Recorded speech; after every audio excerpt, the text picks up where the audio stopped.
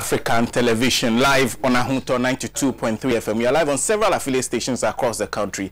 If you're a big fan of social media, we are live on Facebook, Pan African Television, and also you can use the Radio Gold 905 FM page to watch this program live. We are also live if you use the radio streaming, any of the radio streaming apps. There are two stations you can get us on. You can get us on Radio Gold 90.5 FM. If you use any of the radio streaming app, Garden Radio, TuneIn, Simple Radio, among several others. If you use any of them, you can get us on Radio Gold 90.5 FM and also Ahunto 92.3 FM. So you can get to listen to us through any of those platforms. My name is Sena, Nombo, and I welcome you to another edition of the mother of all talk shows, Alhaji and Alhaji. Here we say it as it is, no matter who is involved, and then we leave you better educated. Let me start like I've always done over the past few weeks, give you an indication of the COVID-19 situation as we speak today. Now, currently in Ghana, as of my last check on the page website of the Ghana Health Service, they are still at 205 cases recorded so far, with 5 people passing on from COVID-19. Now, internationally and globally, the number we have surpassed the 1 million mark. We have surpassed the 1 million mark this morning. We are at 1,122,596. 1,122,596 globally. Now, we have lost 59,275 persons to the disease. 59,275 persons to the disease. We are talking about a total of 35,391 persons who are in very serious conditions as a result of the disease as we speak currently, and 224,795 persons recovering globally from the disease. And I was just trying to get the nation count, but as we speak now, the United States has taken a huge leap ahead of every other nation in terms of the number of cases recorded.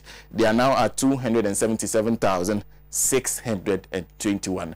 277,621, and they've lost 7,403 of their residents to the disease. Italy follows very closely, and it's around the same figure as Spain, because Italy is at 119,827. 119,827. They've lost 14,681 of their residents to the disease. Spain is close behind Italy, 119,199. So just a difference in hundreds, and you're looking at 11,198 persons in Spain lost to the disease, followed by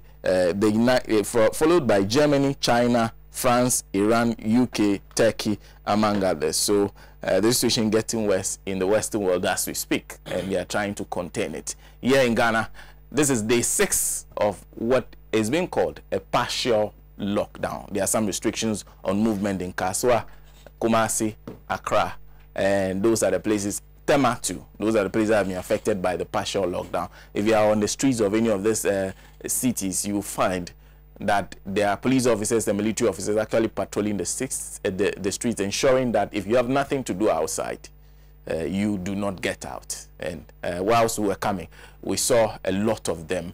Well, but welcome to the show this morning. This morning, we'll be discussing COVID-19 as usual, about some of the development we've seen this week. And also we'll be talking about the issue having to do, and then we'll be talking about the finance minister's presentation to Parliament, because he's been talking about the financial aspects of the fight against COVID-19. We'll be analyzing his address to Parliament, and then we'll spend some time to talk about the Electoral Commission, because the Director of Elections of the Commission indicated this week that if they do not compile a new register, there shall be no election. They do not compile a new register, there shall be no election. And he says that is the decision of the Electoral Commission, not minding whatever any other person says. So those are the 3 issues we'll be dealing with. A big thank you to the crew here at Pan African TV, Ahunto 92.3 FM, several affiliates across the country, and also at Radio Gold. Thank you all. We'll take a short break. When we come back, I will introduce my panelists and the discussion will start. Stay with us.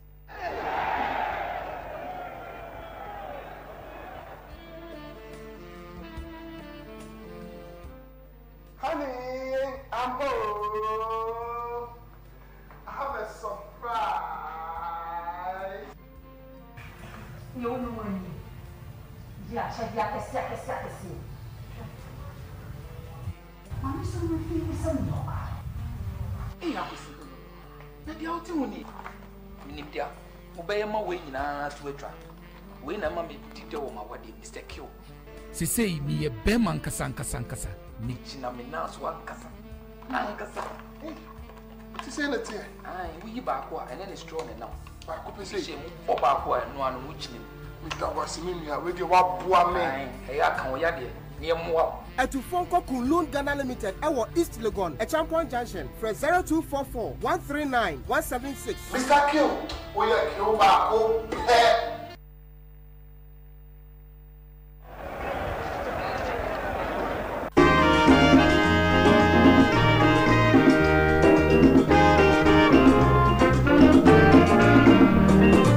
He has labored, he has suffered to lead his people into the land of freedom. He is the Redeemer and the champion of liberty. Welcome back from that break. If you're just joining us, my name is Sena, Nombo, and I would like to welcome you to today's edition of Alhaji and Alhaji. Like I indicated before the break, now the key issue we are talking about this morning is still COVID-19. It's still the biggest issue the world is dealing with. Is the reason Ghana, the biggest cities in Ghana on partial lockdown. But also, we are now finding out that 6 regions have now recorded cases. Eastern, Upper East, Upper West. We have Greater Accra, and we have the Ashanti region. So those regions have all recorded cases. Northern region has recorded 10 cases as we speak. One of the persons who were being held in quarantine actually escaped, a Guinean woman. They are still looking for her. They haven't found her yet. So 9 are still in quarantine. Our case count is at 205. But this week, the big issue has been the partial lockdown and how it is being observed. There have been accusations of brutality leveled against the security forces that have been deployed on the street to ensure that that partial lockdown is enforced. There has also been the issue of the Kayes who attempted to leave, to move all the way from here to the north. And they were using a cargo truck that was also carrying goods. So questions have been raised about the extent to which government had prepared for the vulnerable on the streets before announcing the partial lockdown. We understand since then they are being housed somewhere, I think South Odoko, and government has also announced subsequently they are making efforts to ensure that the vulnerable on the street, those who are unable to cater for themselves, get some form of support. There has also been a meeting yesterday with the political parties, the various political parties, and the big issue that's coming out, trending on Facebook now, has still to do with the closure of the radio stations, because that issue was raised by the national chairman of the National Democratic Congress, who asked that the radio stations, because the key thing now is public education, he believes that the radio stations that have been closed can be granted amnesty by the president so that they can provide that key education that we need at this time. Well, the president's response is simple. He did not close down the radio station. Why should they ask him to open it? But he's also been saying that the radio stations need to follow due procedure in getting their radio stations open. Well, apparently the president didn't know that the radio stations have done more than follow due procedure, but they are being locked by the communications minister. Well, so we'll be talking about that issue, and then we'll spend some time on isolating the finance minister's address to Parliament. He's been telling us the sources from which they want money to use to the fight against COVID-19. There's been some criticism of some of the measures he's outlined. We'll be talking about that too, and then we'll end with the Electoral Commission. They have indicated that if they don't compile a new register, there shall be no election. The question being asked is whether they have the power to make such a declaration. But the Director of Elections is so confident they can make that decision. They are the only ones that can make that decision. Once again, welcome. So this morning, I have the privilege of being joined by Mr. Kwesi Prajna, who is managing editor of the Inside newspaper, a regular panelist on the program, and also Ambassador Sam Piale, who is former Ghana's High Commissioner to India and president of the NDC Professionals Forum. We are also joined by Mujib Rahman, who is a member of the communications team of the New Patriotic Party, and sitting right beside me is Namba Bisnab, First time appearing on the program since he attained that title. Comrade Bernard Mona, who is chairman of the People's National Convention, and has indicated that for the second time he will be attempting to wrestle the Nadoli Kaleo seat from the National Democratic Congress. I would like to welcome them, and then we'll start the discussion with COVID-19, of course. Good morning once again. Thanks for joining us. But very importantly, don't forget to share your thoughts with us. We are displaying a number on the screen to which you can send us a WhatsApp message or a text message.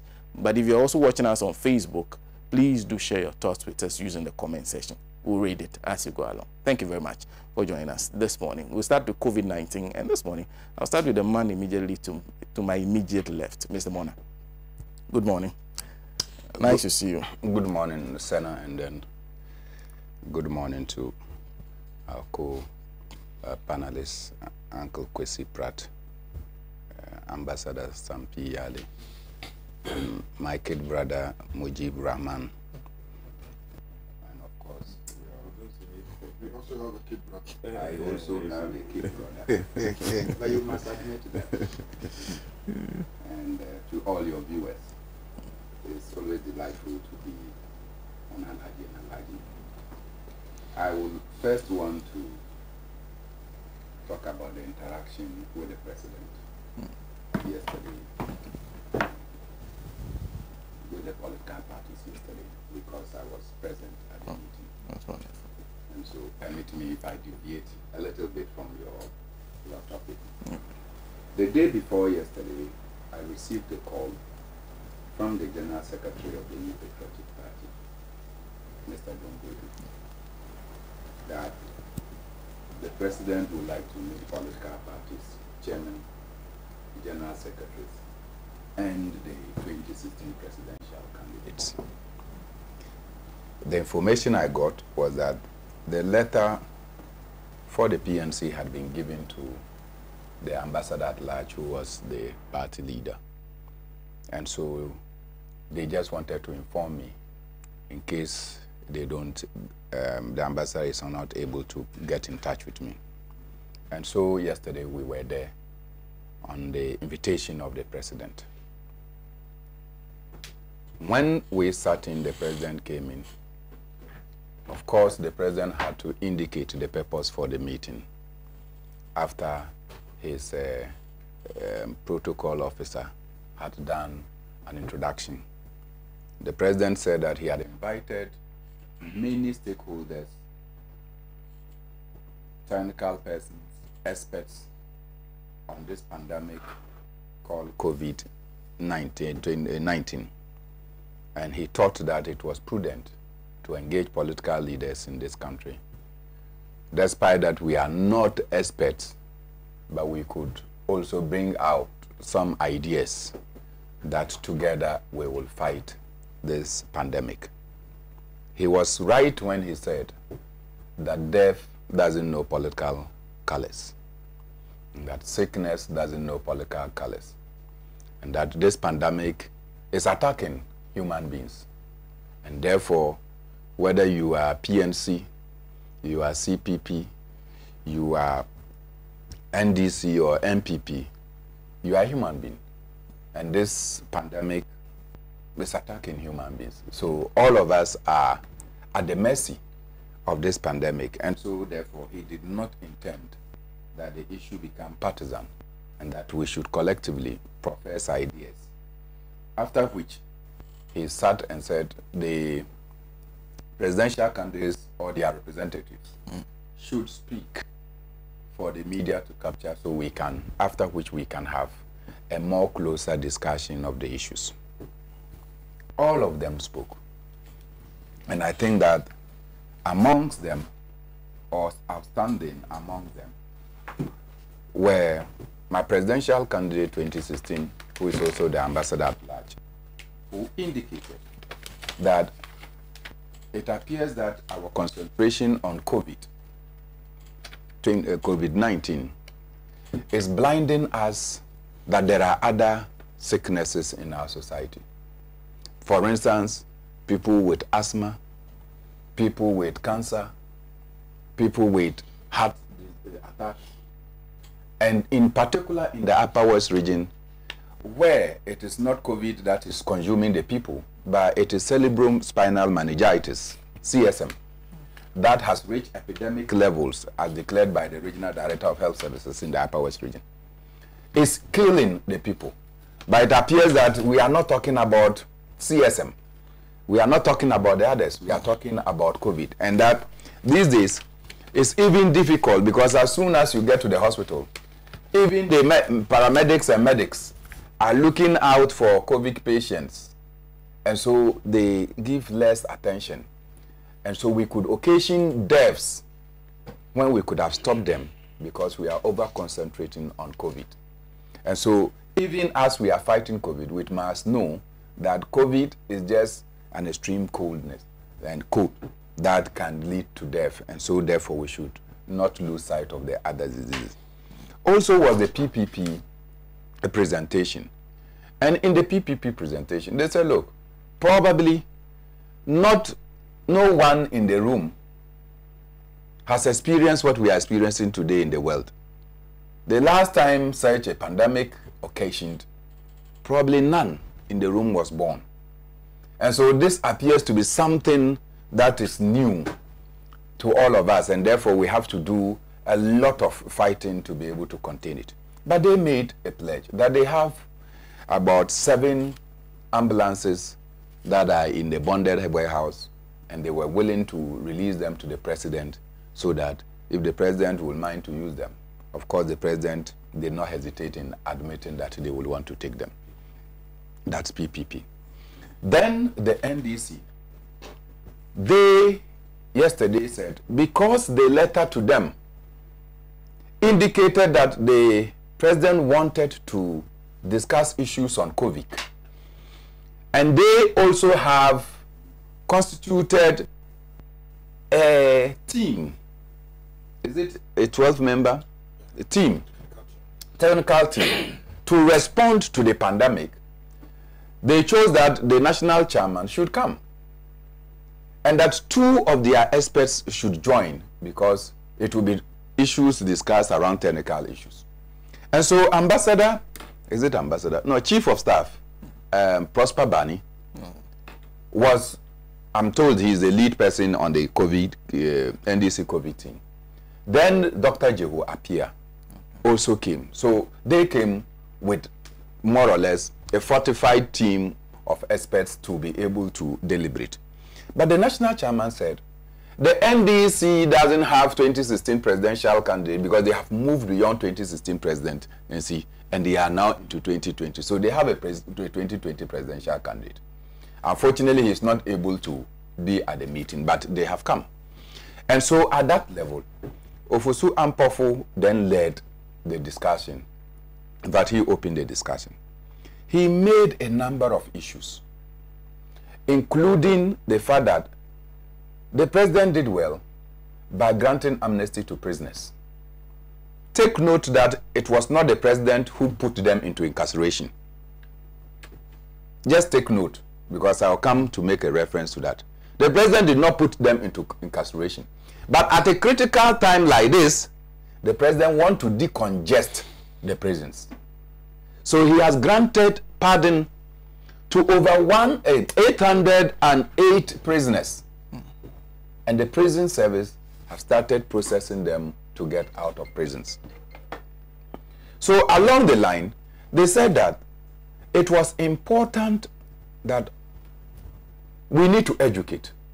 But you see, our education is even going to be made more easier if resources are given to the National Commission on Culture.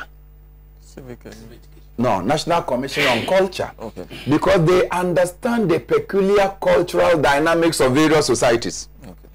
So they can go there, talk to the people in the language and in the kind of cultural dynamics that they will put together to make the people appreciate the enormity of the tax.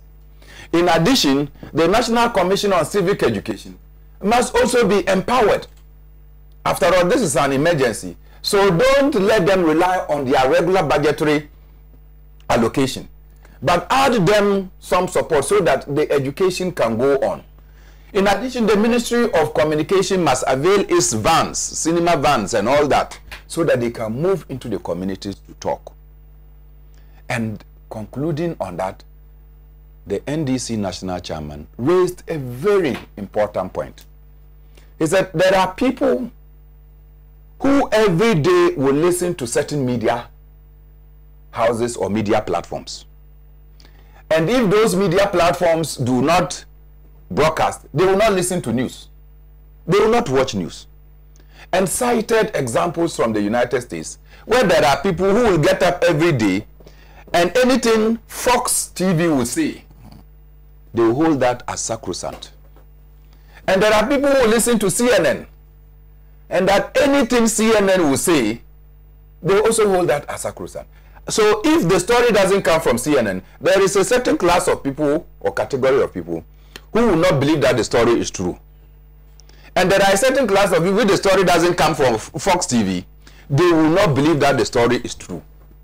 And so in Ghana, there are many people, for instance, who will not tune into Net2 TV or Oman FM. And I can clearly point to Ambassador Sampi Yale that he will not listen to some Net2 and Oman FM. And so there are people like that. So if you give adverts and education on those platforms, you would think that you are magnifying the broadcast, but in actual fact, a chunk of your society will not be. So it was on that ground that the NDC proposed that, look, Mr. President, since you have granted yourself emergency powers and even done an EI on communication systems, EI 63, on communication systems, grant pardon to all the radio and media houses that have been closed down so that they can take their rightful places, so their listenership can also begin to feel that this is a national crisis, and upon this, the president has authorized that all the radio stations, television stations, and other platforms that have been closed down by the NCA, that they should be activated. This received a sharp response from the president. That look, he didn't close them down. And that he didn't commit any offense. And that's so they know what procedures to follow. Remember when I was talking about the president, I said the president did not incarcerate them, but he granted them pardon. Under the EI 63, note that the president has given himself authority to commandeer all media houses to broadcast or to do things that the state wants them to do. I hope you have it and you can read that.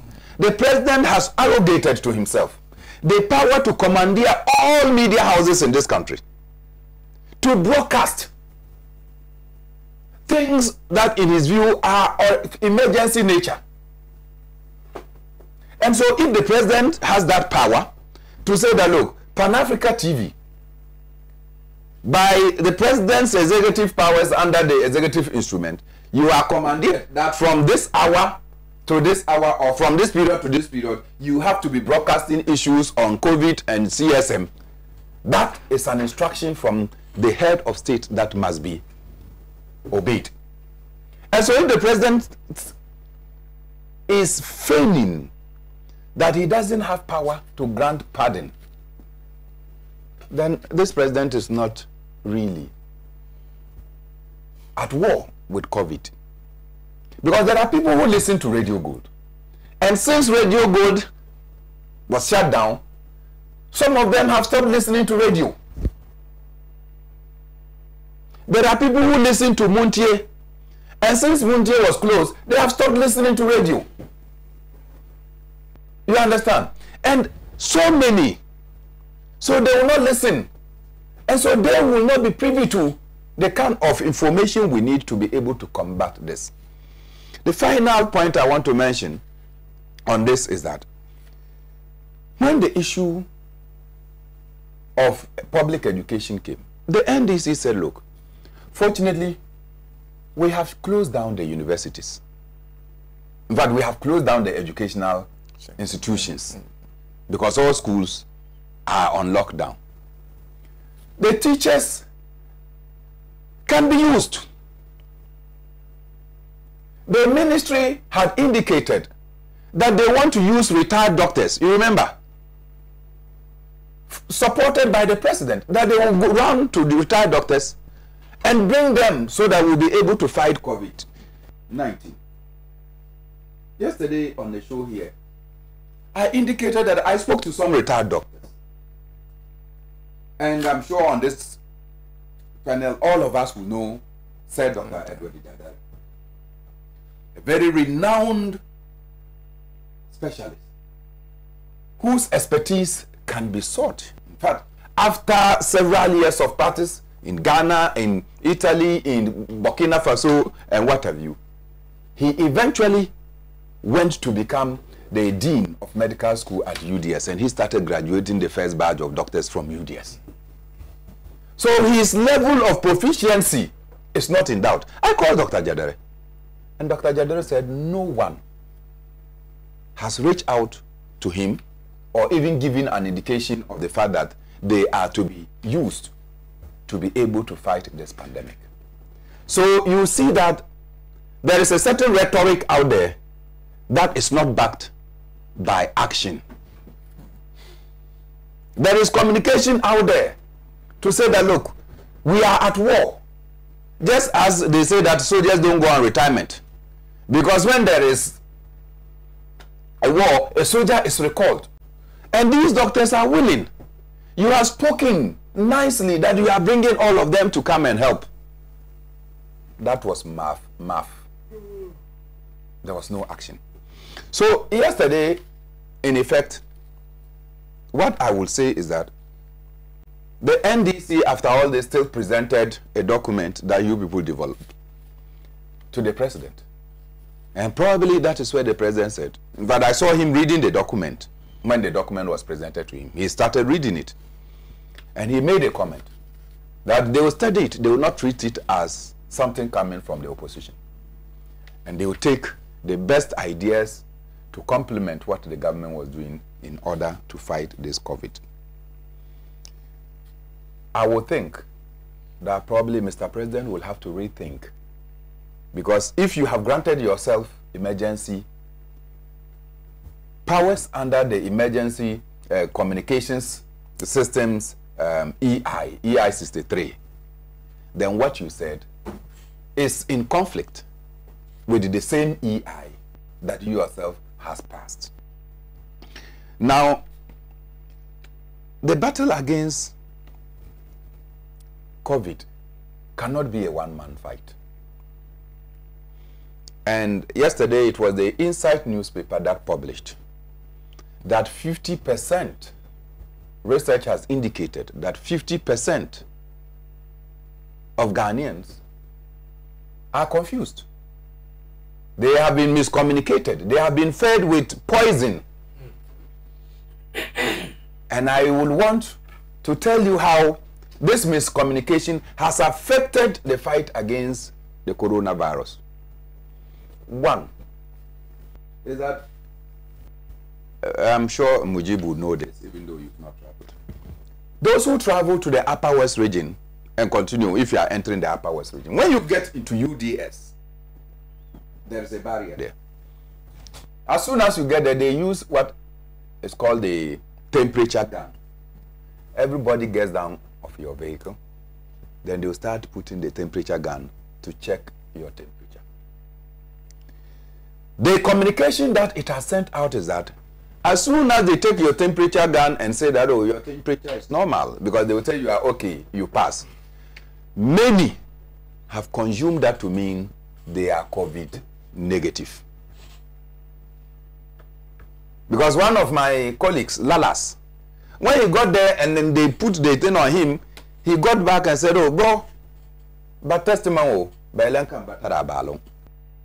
what it means is that they have tested me, they say I don't have the disease. This was just a temperature gauge to be able to determine whether your temperature has risen above normal or not. And there could be several factors for which your temperature can go high. It may have nothing whatsoever to do with COVID. Common fever. headache, even cold, can give you a temperature above normal. And necessarily, it doesn't mean that once your temperature has gone up, it means you have you've been infected by corona. But that thing is there. And it appears that we are not able to disengage the people's mind from the fact that, look, we are just checking your temperature. And that if your temperature is above a certain level, it means that you are not well. So we will go and check what kind of sickness you have. But if we are fed that it means you don't have corona, then as soon as people go and do temperature testing and start roaming carelessly and doing things that will rather complicate the issue. The other point is this spraying of markets and what have you, where even the Minister for Local Government, when they started, she said, this is to fight the corona. This was to fight corona. And so, if spraying of our markets is to combat corona, why are we not spraying our homes? Why are we not spraying everywhere? And why are we doing it only in the markets? As we speak, I'm not sure any one of us even know the chemical compositions or the chemicides that we are using for this exercise. It's a chlorine. And so we are spraying, probably killing small rats, cockroaches, and mosquitoes, so that we can clear. Not long ago, the Ghana Air Force could take a helicopter and spray the Black Volta, spray along it, so that we can combat malaria. If spraying is anything to support us, the armed forces, they still have helicopters. They can go around. And in particular, when somewhere in 2006, they can come with dust to come and spray on demonstrators in Tamale, it should not be difficult to go around. And I'm sure that this one will not escape Kwesi Pratt when we went to Tamale to do a demonstration. And then they came with dust to come and spray on us. And so we have the facilities that we can use to do mass spraying across the country, so that every village, probably we can disinfect. But even this spraying that is being done, if you hear the stories, it will amaze you. Each person is giving 500 Ghana cedis a day for spraying. And as usual, party boys are giving NASAC spraying things. They don't even have the proficiency to do the spraying, and they are on the field doing this.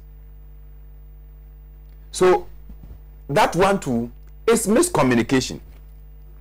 The other miscommunication that I want to mention before I go to the other points of brutalities and the Kayayi. You'd have to do that briefly, because I can. If you take, for instance, the story we heard from Northern Region, they told us that some 10 Guineans were trying to enter Northern Region, and they were arrested. 8 Guineans, 2 Burkinabe. That they were trying to enter Northern Region, and they were arrested. And so, you ask question, does Guinea share border with Ghana? Now, when you go beyond, it is that these people have been in Ghana, they have done trading, they were getting out through Burkina Faso. When they got to Northern Region, you said that you have imposed border restrictions, and therefore they cannot go out. Who says that border restriction means that people who are going out of your country cannot go? I thought it's to prevent people from coming in, because we said COVID is imported. But these people were in Ghana, they have done trading. Because you are imposing border restrictions, they want to get out of your country so they can get to where they are. You stop them, detain them in Tamale. When they started developing symptoms, you took them, went and checked, and then they tested positive. Now, you said you have quarantined them. Food to eat became a problem. So one of them had to scale wall in order to find for survival. Why? There are people who worked with them, and they are complaining that if you go to Italy and other places, we are fed balanced diet, because one of the things that you use to fight COVID is that you must eat well. And these people were not being fed, so the woman jumped out. In addition to that, you know that we are not being told the true story. The other true story is that 36 persons, that's medical officers, frontline workers, who got contact into these 10 people have been quarantined. 8 police officers have also been quarantined in Tamale because they came close contact with these people. And you took Kayaye, took them, and then some of them are in the Ali Mahama Stadium in Tamale. So the health people had to go there and say, look, these people are going home. We know what they are escaping, hunger.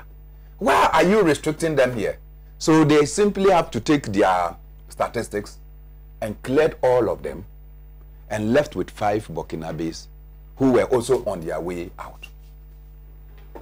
So it is some of these things, we invited them to ourselves. Finally, if you listen to the president 2 days to the lockdown, Mr. President had indicated to the TUC leadership that when they are calling for lockdown, he is thinking about the vulnerable in society. He is thinking about the working people in society, how they are going to survive. In this country, we have the National Disaster Management Organization. They have zoned every place. They know where squatters are. They know where the Kayayes sleep. The security agencies, Ministry of Interior and National Security, they also have mapped out all these areas. In times of this, NADMO should be called upon to provide relief services. Easy to do. Build tents for them, temporary camps, so you can feed them because you want to do lockdown, but these are homeless people. You have not done so. The people say, you say we should stay at home. We don't have homes in Accra. And so we are going to where we have homes. And listen, these people each paid 150 Ghana cedis in order to join the mummy trucks that they sat in. 150 just because they want to get back to their homes. Because you say stay at home, they don't have homes in Accra. They don't want to be subjected to the kind of brutalities that some of the overzealous security persons are treating them. And so they were going on their way. Some excited DCE meets them at the Joseph and said, no, you are not observing social distancing in the vehicle. About 35 of you in this truck with goods. No, you are not observing social distancing. And therefore, we are returning you to Accra. Somebody who was concerned for social distancing and the health of the people decided that she will return them in the same vehicle, in the same conditions to Accra. Where did we observe social distance in this matter? Obvious that the rhetoric is more than the word. The rhetoric is more than the action. Okay. Was this the president who spoke that we should find solution for the vulnerable? And it appears that solution is non-existent. The security persons, majority of them, don't have any protective gears on them. Go on the streets. Go on the street and you see that a chunk of them don't have protective gears on them. Yet they are to help us to stay safe, risking their lives. They too have families. And so, if in the course of wanting to stay us to obey President's command, the President has given them out for COVID to consume, I pray that we are able to overcome this. Otherwise, these shambolic measures that we are putting in place will not be able to contain the ferociousness of this virus.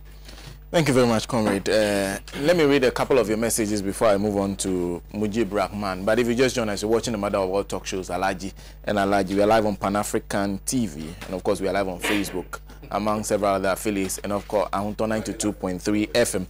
Idi Gideon Mutari is saying, good place is joining us. Says, Sena, in fact, I am of the view that this Nanado and his MPP intends to use this era as we are in a pandemic to test the waters, or say the ground going into the 2020 general elections if he decides to use his invisible forces, Kandahar Boys, Delta Force, and all the rest to intimidate Ghanaians in order to rig the elections as planned.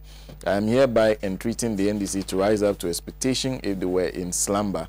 This very lockdown, as we experience, is one of the major testing tools in that regard. As I said, the NDC should really think twice about this and consider other options. Otherwise, you see, Nanado and his cohorts have seen it clearly that they have lost it already, and we must do all in their capacity to win at all costs. Ghanaians must wake up, otherwise we are doomed as a nation. A word to the wise must be enough. He sent that. Thank you very much for that message. Charles Nyame and Asaman Kese says, let me commend the NDC chairman for that profound and passionate appeal he courageously made to the president yesterday about the closed down radio stations. But unfortunately, the Akufo-Addo we all know wouldn't grant it. This is the more reason why John Mahama must come back to lead. Charles, thank you. Mistake. And in Sawam says, Sena, please help me. Okay. Then it goes on to say, if Nanado's government is really committed to fight this deadly coronavirus, then he should cancel the compilation of a new voters registration and building of the National Cathedral now and channel that money into fighting of COVID-19 and leave the Heritage Fund alone, and also utilize the available funds well. Oh God, save us from this coronavirus. Hypocrites, heartless, corrupt, and you go on and it's thank you very much for that message. Mistake. Cardinal Charles Cardinal Ipokwasi says, Comrade Bernard Mona, Bernard, I appreciate the enormity of the issue at hand. I like to tune to Radio Go to listen to rather than listen to any other ones.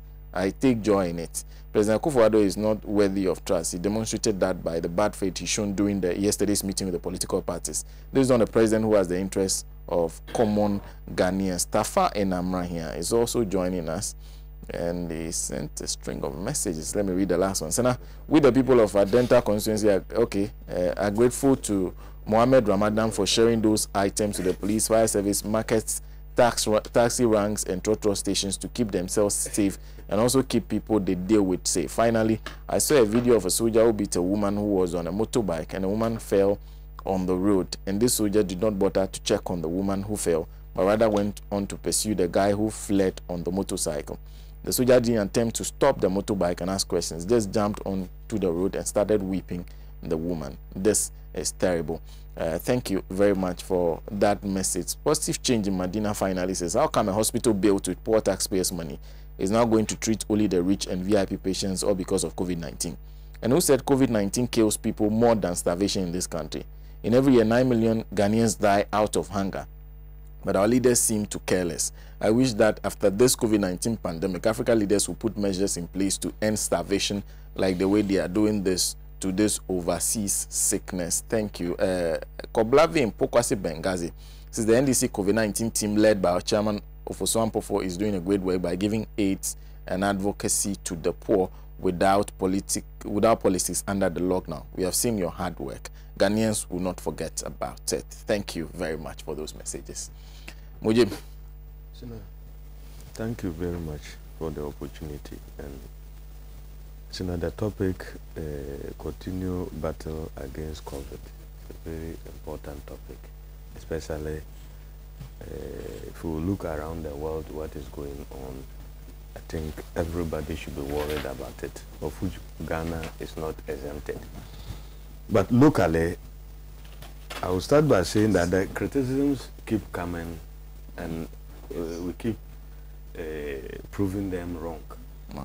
So now when the whole this thing started, and at the point government was preparing to also be in readiness against the fight or to minimize the spread, I think the very day the president announced a package and funds towards the fight of the COVID-19, started experiencing 2 cases the next day, something like that. And so now that is where the criticism started. And people took to social media and media criticizing the government that it was difficult. Where were we going to get the money to be able to fight this pandemic?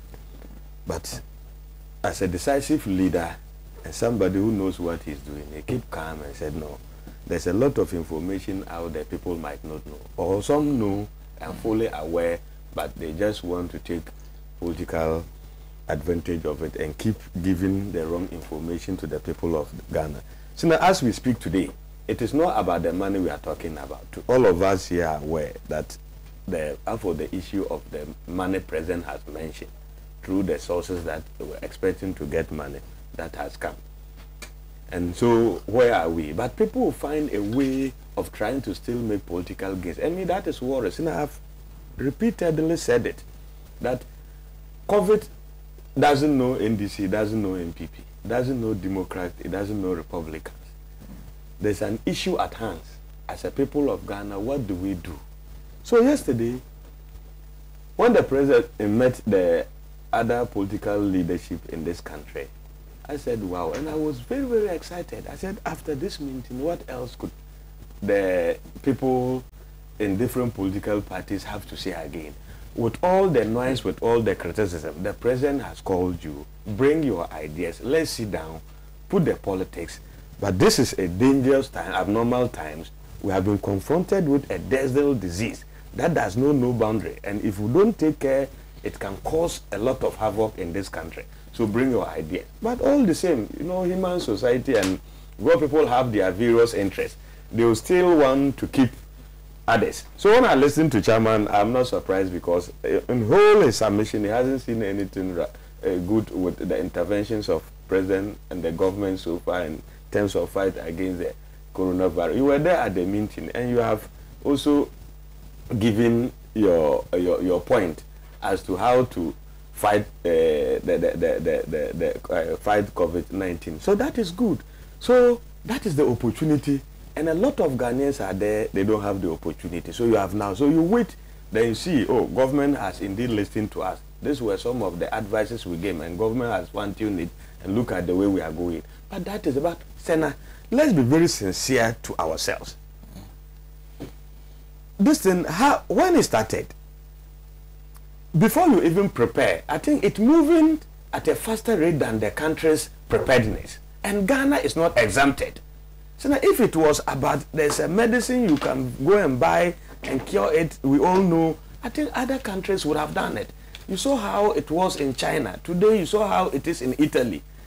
I ask persons, you have your medical system that you are boasting of, that have a ventilator equipment of about 400. And all of a sudden, you are overwhelmed with about 800 patients. That 600 of them or 500 of them require ventilators. Sena, of course, you can't. At that particular moment, you need to plan and quickly get things in place. And the disease spread is not waiting for you as a country to plan and put people in place. It is going. Today, look at America. Is it because people are dying because America don't have money? Because America felt that they have a proper and a robust medical system in the world. But Corona said, no, we are going. And the patients keep coming. You see, you have read the numbers. But when you were doing that, I didn't say, but you have sanitized.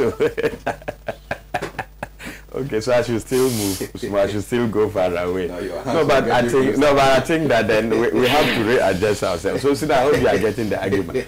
But people want to, as for the politics, I've come to the point that people cannot do that. They must do the politics. But in reality, also want people out there to know that if there were anything good or proper arrangement to be put in place to fight COVID-19 in Ghana, I think that is exactly what President Nana Akufo-Addo and the government is doing. And I hope we are doing extremely well. We are listening to the experts, the health experts in this country, and government is listening to their advice and is implementing it stage by stage to contain it. Chairman, it is true. For the issue of funding or medical equipment and all those things. So now we wouldn't have like, we can't say maybe we have like procured a lot or enough to be waiting before we're hit with the first cases. But government said yes, we have some.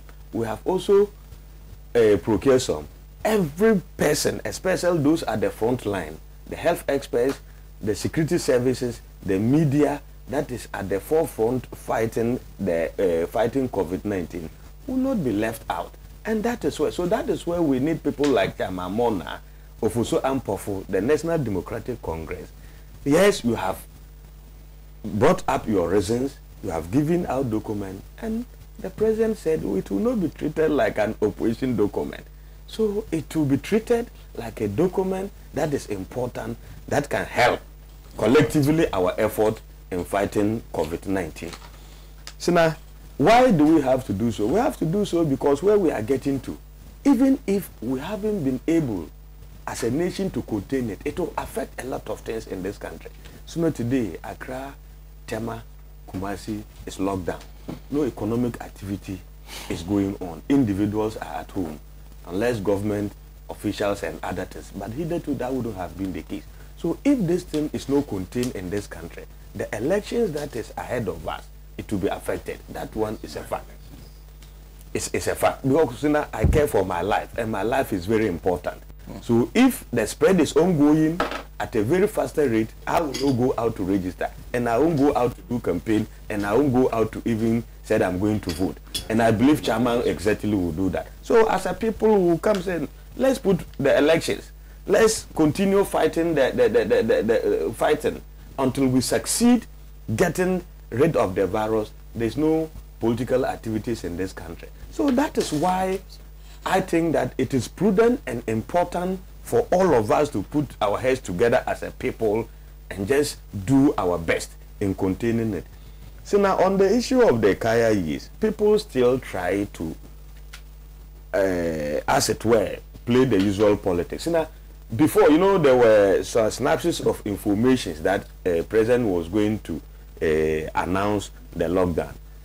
It is not only this our less privileged sisters and brothers who are could call Kayai. A lot other people who are well-to-do, have places to sleep in Accra here, decided to go to their various regions and villages to go and be there because they fear they can't stay at home, and of which we are aware of. But these were people who could not afford their own luxurious trips or using their own personal vehicle to travel. So they had to find a way of getting to their various homes. That was also the issue because they don't have place to sit here.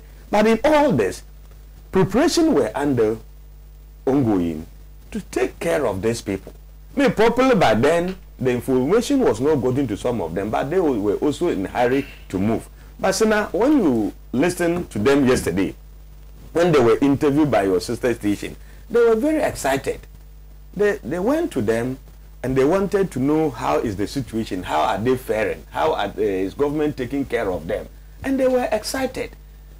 In fact, looking at their faces, they are more excited than even being here, house here, than even as they would have been at their various homes.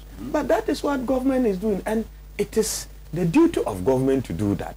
So let's also applaud what government is doing to take care of the less privileged people in society who doesn't have place of abode like me and Chairman Mona. And let's applaud the government is feeding them. And Chairman, you make mention of the lady in Tamale, one of the affected person who escaped. That probably the reason was because they were not being fed. That is why. And I'm yet to ask Chairman, where is that reason coming from? Because I have also been listening, getting information from Tamale, and it's far from it. But if that were the case, there are 10. Why is it that only one person? Then all the 10 would have been trying to escape if they were actually allowed to go angry or not being taken care of properly. But the point is, Chairman, I think the only point I agree with you is the proper education that we still need to do. I ask myself, this lady, where is she going? You are sick and you've been tested, proof positive. They have quarantined you. We'll do you everything and treat you. When you are fine, or find a way of letting you go back to your country. Now you are out there. Number one, what she doesn't know is that you are going to transfer to a lot of innocent people, and you yourself, your life is in danger. Because at a point, if you don't treat yourself and it goes to the very severe stage, you are likely to lose your life. So I asked myself, if these people were actually maybe educated properly and let them know the dangers involved of what they have been tested, probably this lady wouldn't have done what she did. And this was a question I asked myself. Sena, I am sick, and if diagnose me and know I'm sick, the only thing is that I'll subject myself for treatment. How we are getting the argument. So I think that the continued politicization of it, bastardizing and criticizing government, I am very happy. By and large, government is not listening. Government is focused. Government is doing what is necessary to save lives and save the people of this country. And that is why, at this juncture, the president, in his own wisdom, believes that it is important to carry everybody along. But if you still want to stand on partisan, pure political lines, that is up to you. But we have a country to protect. And whatever we do to protect the citizens of this country, and make sure we bring the spread, we minimize it in this country and open up the country for business like other people we are experiencing. I think that is what we are up to. And we believe Chairman Mona and others will join sincerely and genuinely from their heart with their ideas and stop the criticism, and let's defeat the virus. Because who knows? It might be somebody PNC or somebody MPP or somebody NDC. Who knows? So let's come together and leave the politics. Maybe the resources too. People started criticizing the president. Your 3-month salary you have committed in advice. And I laughed and said, it's a leadership. You must show the way. So now you've been hearing the contributions and the donations that are coming from civil society, companies, other people, philanthropist organizations in this country. Because everybody life or everybody business or everybody everything is at stake. So what do we do? Why in critical time, abnormal time, let's leave everything. To the extent churches are donating. Some have to even extend donating their premises for isolation centers, but not for the cry of other people around the area. I think that is where we are. And we have to accept our situation. But Sana, I want to also applaud our health experts, especially the doctors and nurses and those at the front line so far. They are doing extremely well. I only read a news item. Some doctors at Kolebu did complain in terms of PPEs. And so far, government has been responsive through the Ministry of Health in terms of provision of those PPEs. It's very important. And when they complain, I say, wow, so far the image out there in terms of our readiness in stopping the spread has been very commendable, locally and internationally. But that doesn't mean we had everything 100%. Where there are a few challenges, we need to bring them out, and then government will come in. See, now doctors are also human beings like you and I. Other doctors have died elsewhere. Italy, China, America.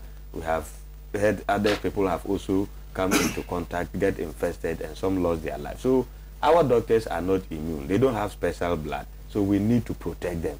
And I felt their call was very important, and which government has responded. So let's all be ready. Let's all support. Let's all accept that we never wish. We didn't expect it. We didn't want it to come, but it's here with us. So the only thing is we listen to our health experts, we support government, and keep praying that we are out of the woods. Thank you very much, Mujib. And Mujib Rahman is a member of the communications team of the New Patriotic Party. And let me read this message from Edmond Lamte, who says, please, I want you to ask these questions relating to the COVID-19 for me. 1, 1,030 travelers have been quarantined from 12th March till date. 2, how many of them have been tested so far? 3, how long does the results take to come out? 4, Noguchi and KCCR has the capacity to test 1,000 and 400 cases respectively in 24 hours. How many tests are they allowed to do up till date? 5, how much does it cost the state for each traveler in the hotel that they are kept? Thank you, Edmond, for that message. Senator Bright in Ablekuma West says, Sena, have you checked from have you checked how the government intends spending the monies we are going to borrow from IMF and the World Bank? It's so sad. Government is only concentrating on how to make money from this unfortunate situation, and it's sad.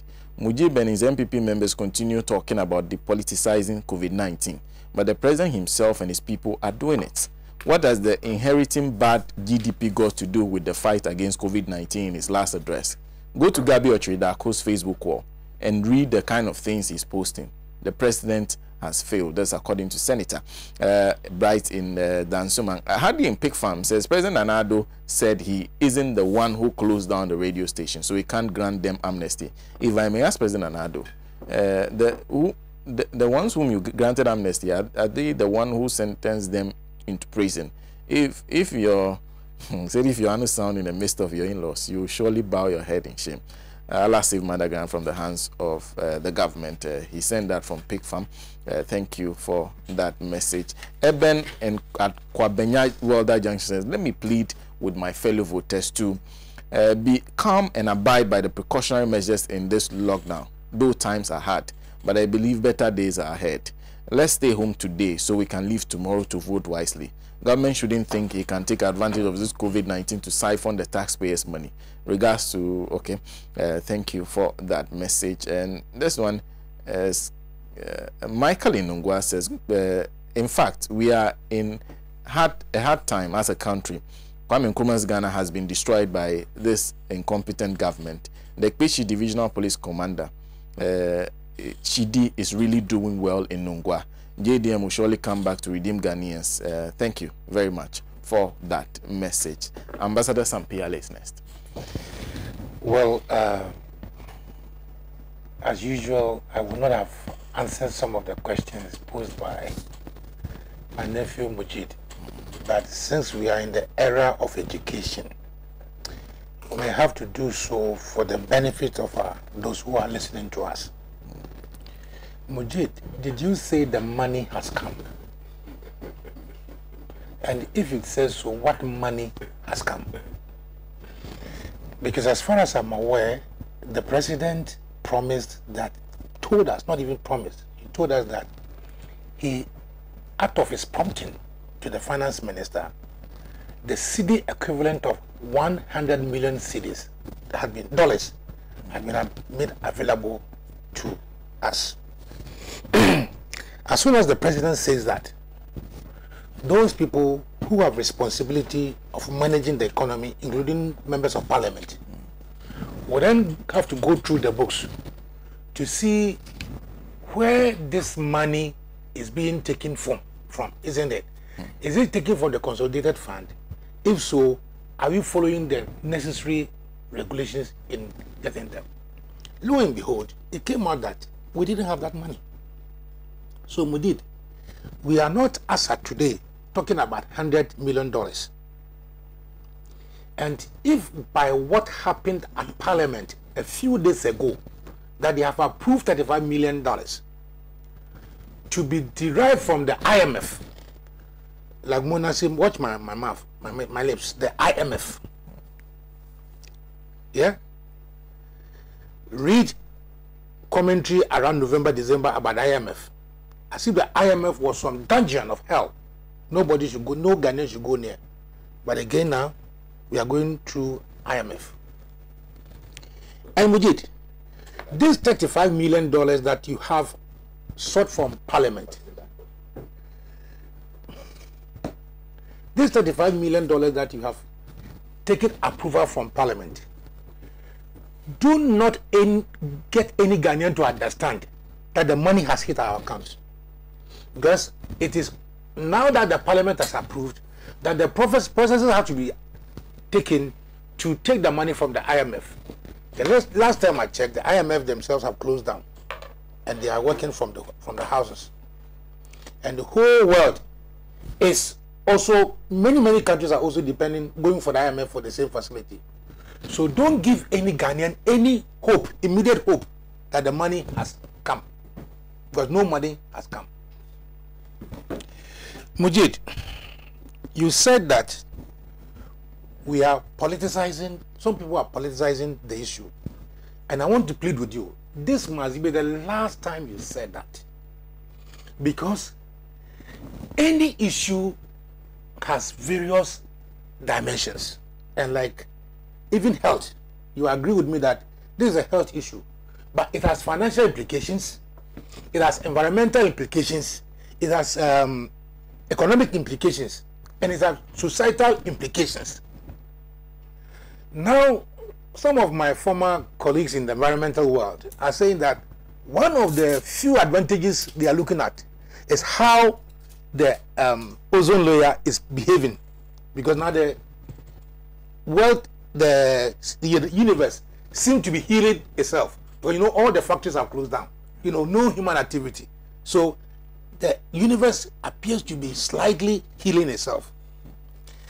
Some of the effect of this is that now Ghana has found it necessary and sensible to clean our markets.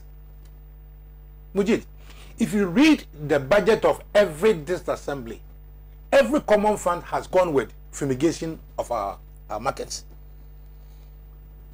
And we have stayed, both as government and as individuals, have never disinfected our markets. So that's one of the effects of the coronavirus on Ghana. Then aside of that, there's also the remote ideological revelation that says that those who invested in capitalist enterprises, those who invested in military hardware, may have all got it wrong. Because after all, today, we cannot fight this small disease with nuclear weapons. Are you following me? And in that, it is those sensible countries that invested in their health facilities like Cuba, and even China and Russia. Sena, have you been reading that it is these countries that have been so outlawed, so abused, that are giving us the hope to mankind? That is Cuba, that is sending doctors. So there's this ideological angle also coming up that, hey, after the coronavirus, the world will not be the same, and politicians don't have to behave the same way. So that if you inherit a government and the previous government had built hospitals, it is very unwise not to commission those hospitals for the use of the people. That is coming out very clear. So some of us are questioning the Bank of Ghana governor. What is the reason that for 3.5 years the Bank of Ghana hospital has not been opened? And did it not occur to you, or you ought not have known, that by closing that hospital for 3 years, which has been completed, you were denying human beings, Ghanaians, access to health, which is a fundamental human right? He would have to answer this question. The Bank of Ghana government will have to answer this question. Why they did not open the hospitals up to today? And that is not the only hospital, I'm told. You know, Fomena and all those hospitals have been completed, are not being used. The coronavirus is teaching us this sense that, look, if somebody has invested in the health system, it's better than all the other investment. I'm not saying that it's not good, but it's better than all other investment. So now you have asked the question whether the continuing battle against COVID-19, question is, have we started any battle? Have we started any battle? Or do we think that the regular updates by Kojo upon Nkrumah or the president's invitation to political parties is part of the war? It is not. It is not at all. Education is very essential. You understand? Education is very essential. But what is the syllabus for education in this matter? The syllabus for education has not been given by government or any other. It is a WHO protocol, I lie, that says that please wash your hands, keep your social distance, avoid close contact. These are WHO standards.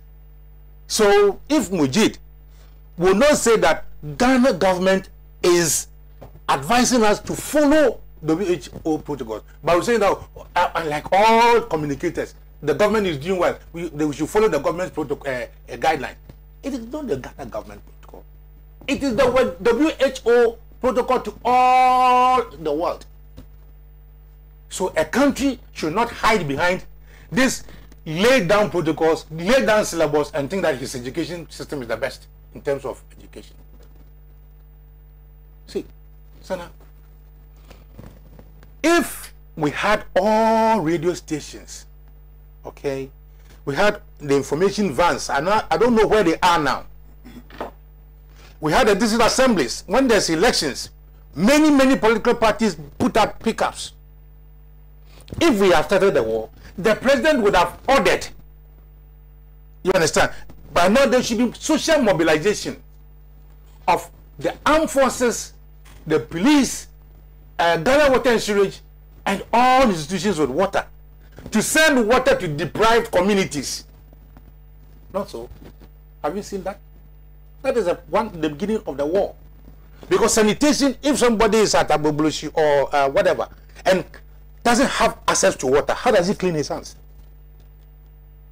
So instead of mobilizing the police forces to come and brutalize people, you understand? Education should be that, please, it is in your own interest not to go out. Not so. It's in your own interest not to go out.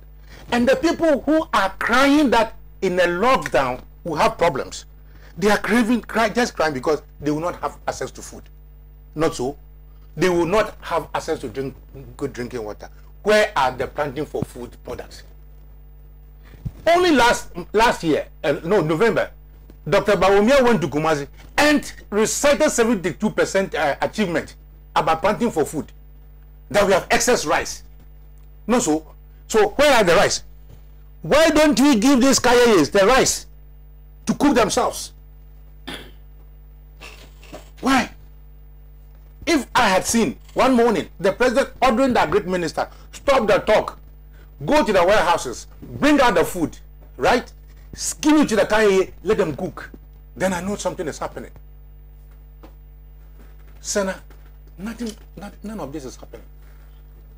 Now, you see in America, the president, I don't like Trump, but some of his policies, like, for example, he's ordered some companies to start manufacturing respiratory materials, which will be needed in America, will be needed in Ghana.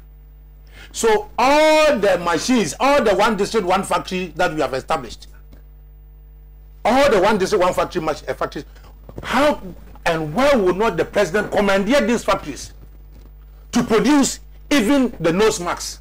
Because that is the fight. It is not the information you give only.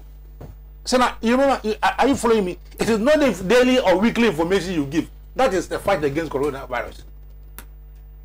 It is not that.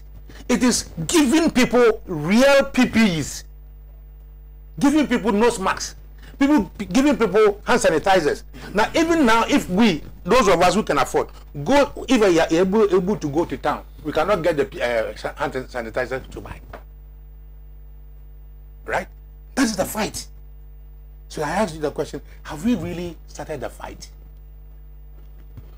Now, we did. You are saying that some people are playing politics. And I want to ask, the situation we have, is it not about choices? And that if there was another government in power, you understand, his approach may have been different. Not so. His approach would have been different. So the people would have to know the difference of operations. Of course, we are very much aware that when there was Ebola, Mahama had his plan. He has his operations. And even though this Ebola started as a West African problem, he prevented it from coming to Ghana. So that's it. So if Mahama says that, look, I have put together a team that can help you, is that politics? Sena, you have your homework, you cannot do it. Somebody says, oh, I can help you do your homework. That person become a bad person. I listen to comments, including Mujib. Here. Kojo Ponkrome, Hajide, Adam, Hajide, whatever it is. Pious. Lambasting Mahama for putting up this team. But the stone that the builders reject shall always be the cornerstone. Yesterday, I think I heard the president saying that he's going to use the handbook that the NDC has provided. Also, and I'm sure he's going to have a lot of technical sense. I am sure if the president reads it, he'll have a lot of technical sense. Muji, did we not tell the president to close our airports long before now? Did the disease start in Ghana? It started in China. When one of our members, Baba Musa, that guy is very active, he was always posting on the social media that Ghana be prepared because what we are going through here is not the best. Instead of listening to him and doing what is right, the argument became Okuja to Ablakwa has opened his mouth to say that we should go and bring our people from China. And so that became the social political discussion. This is how we are treating ourselves. So we had about 3 or 4 months notice. So are you following me?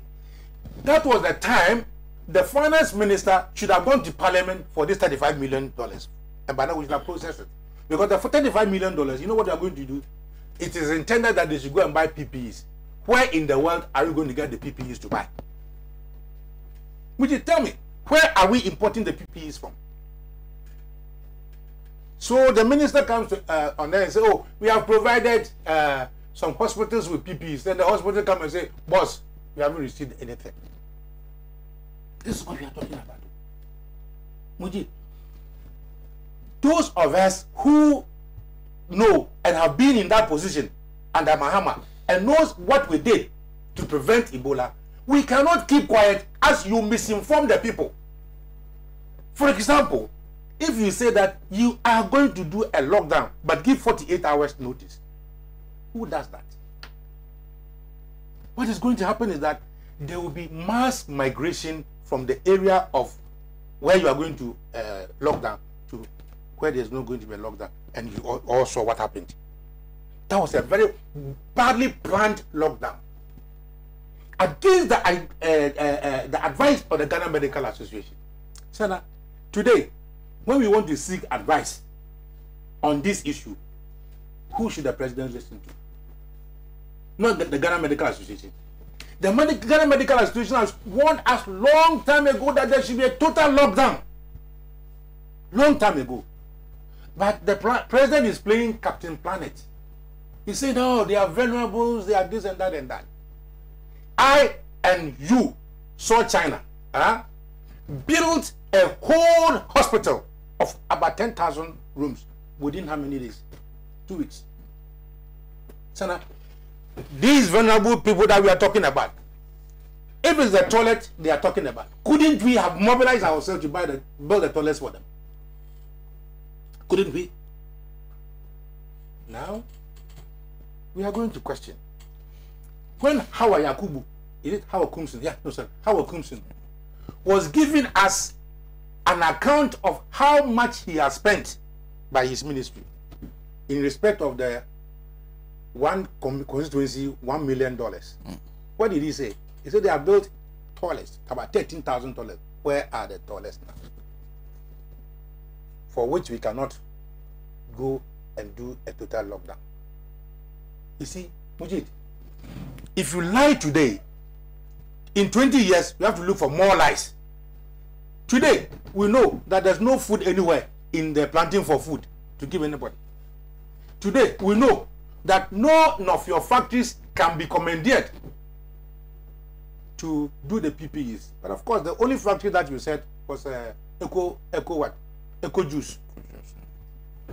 Bridget, did we not warn you to close the borders long time ago?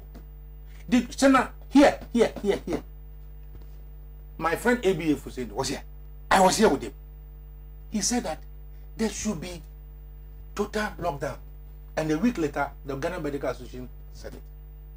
Because if now the situation is that people who have not traveled before are now getting the disease, then we are in big trouble.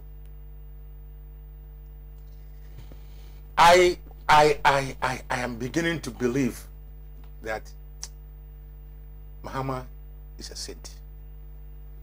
You remember that remember that he imported what we call Omiado, this clinical thing, a whole hospital on pills. If those equipment were in use, could we not have just fitted some few things and be going around to do the mass testing? Could we not have used the Oniado trucks? Or could we even not have used these Oniado trucks if somebody calls emergency? This vehicle could have been moved there to go and give that person at least first aid. Those Oniados are parked at the Parliament House. People's money.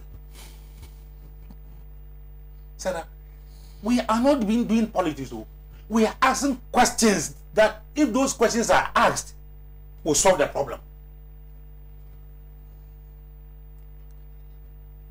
How much are we using for education?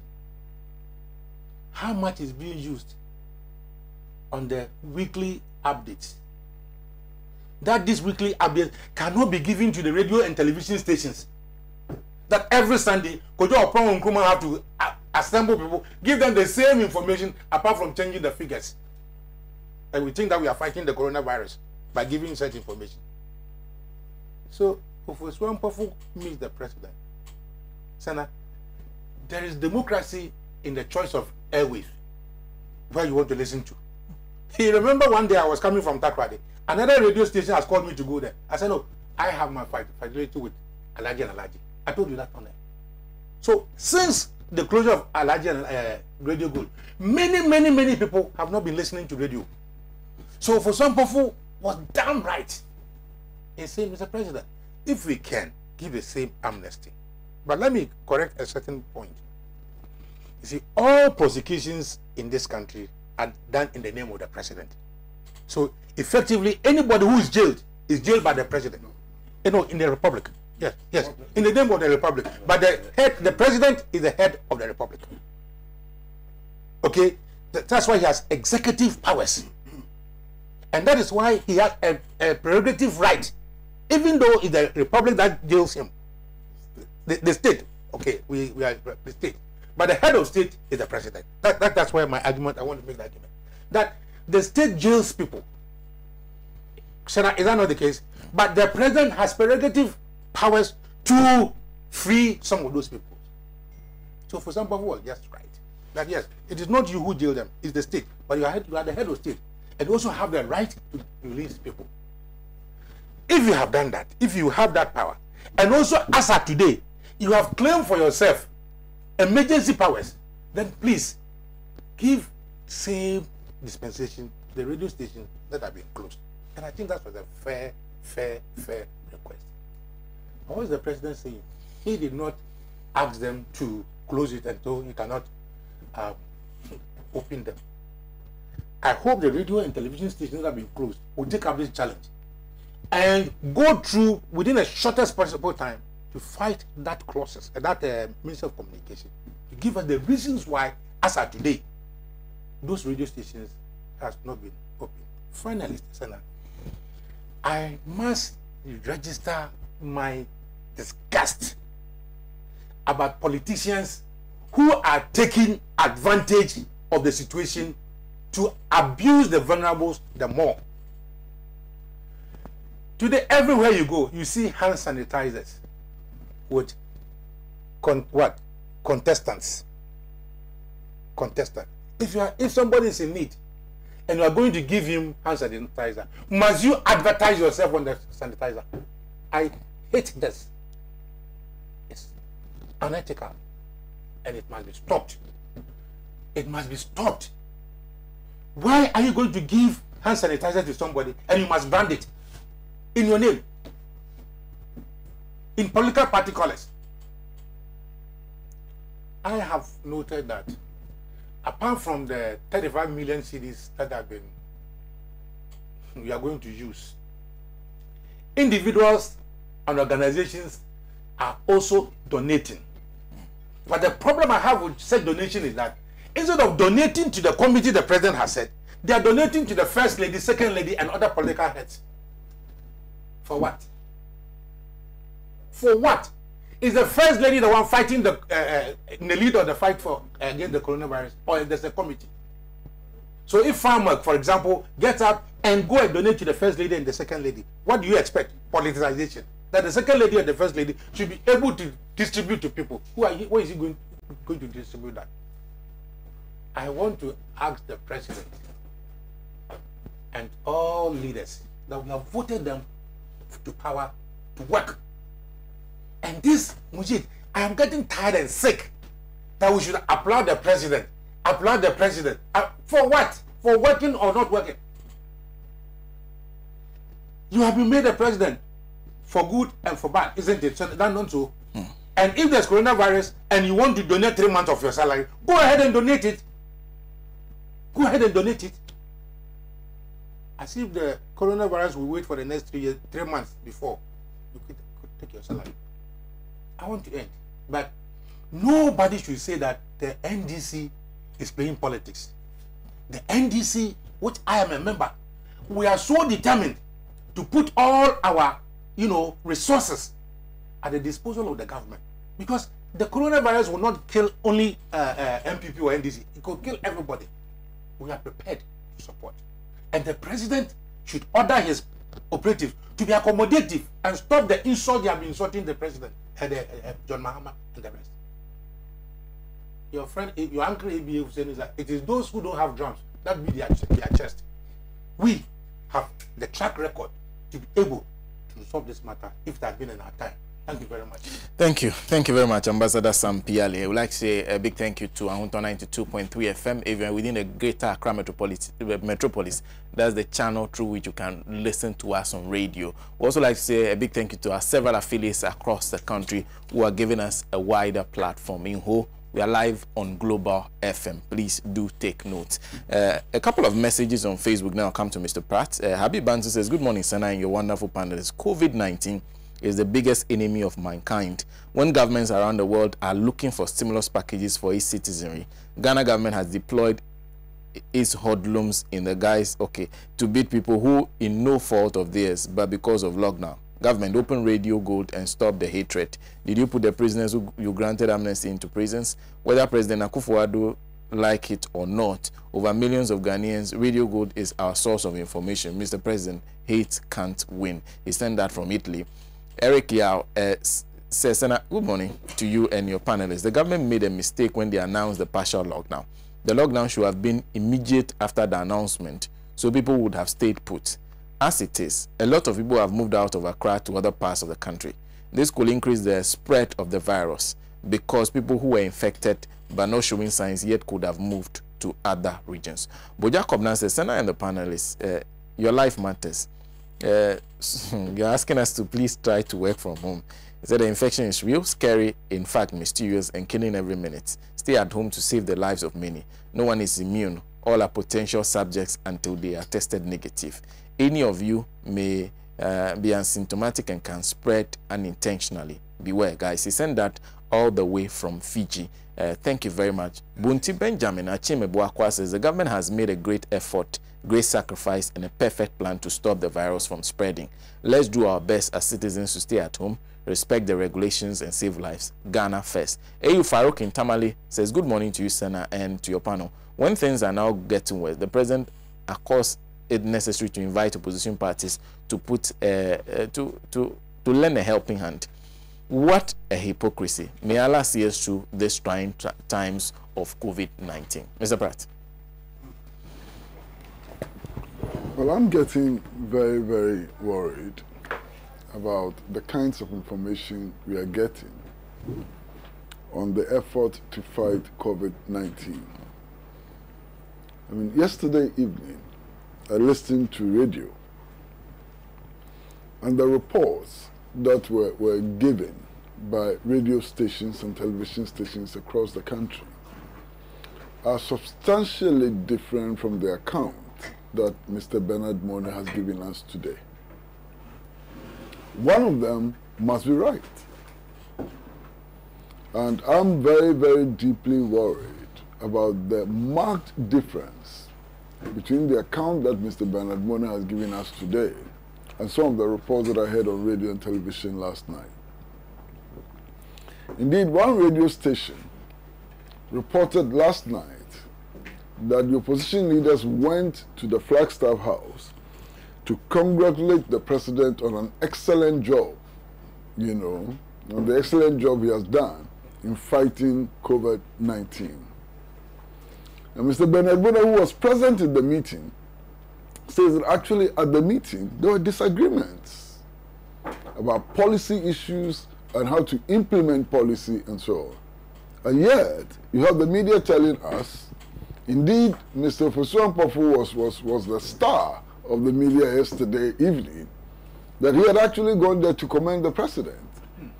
Indeed, yesterday, a member of the NDC COVID-19 team, a lady who happens to be a member of parliament, had criticized the government for not imposing the lockdown earlier. And Pius Hajide, who is the deputy minister of information, was actually on Peace FM saying that, but how can the lady be criticizing the government and the president when his national chairman has gone to praise the president to the high heavens and so on? Now, this raises several issues about the kinds of information that we are getting. And you see, what we have to understand is that when we get to the point where we cannot trust information that is made available in the media and so on, in situations of pandemics and so on, it causes a lot of damage. And those who are managing the government's communication apparatus ought to be exceedingly careful. On Wednesday, some of the newspapers actually published a story indicating that 49 people had recovered from COVID-19. 49 people.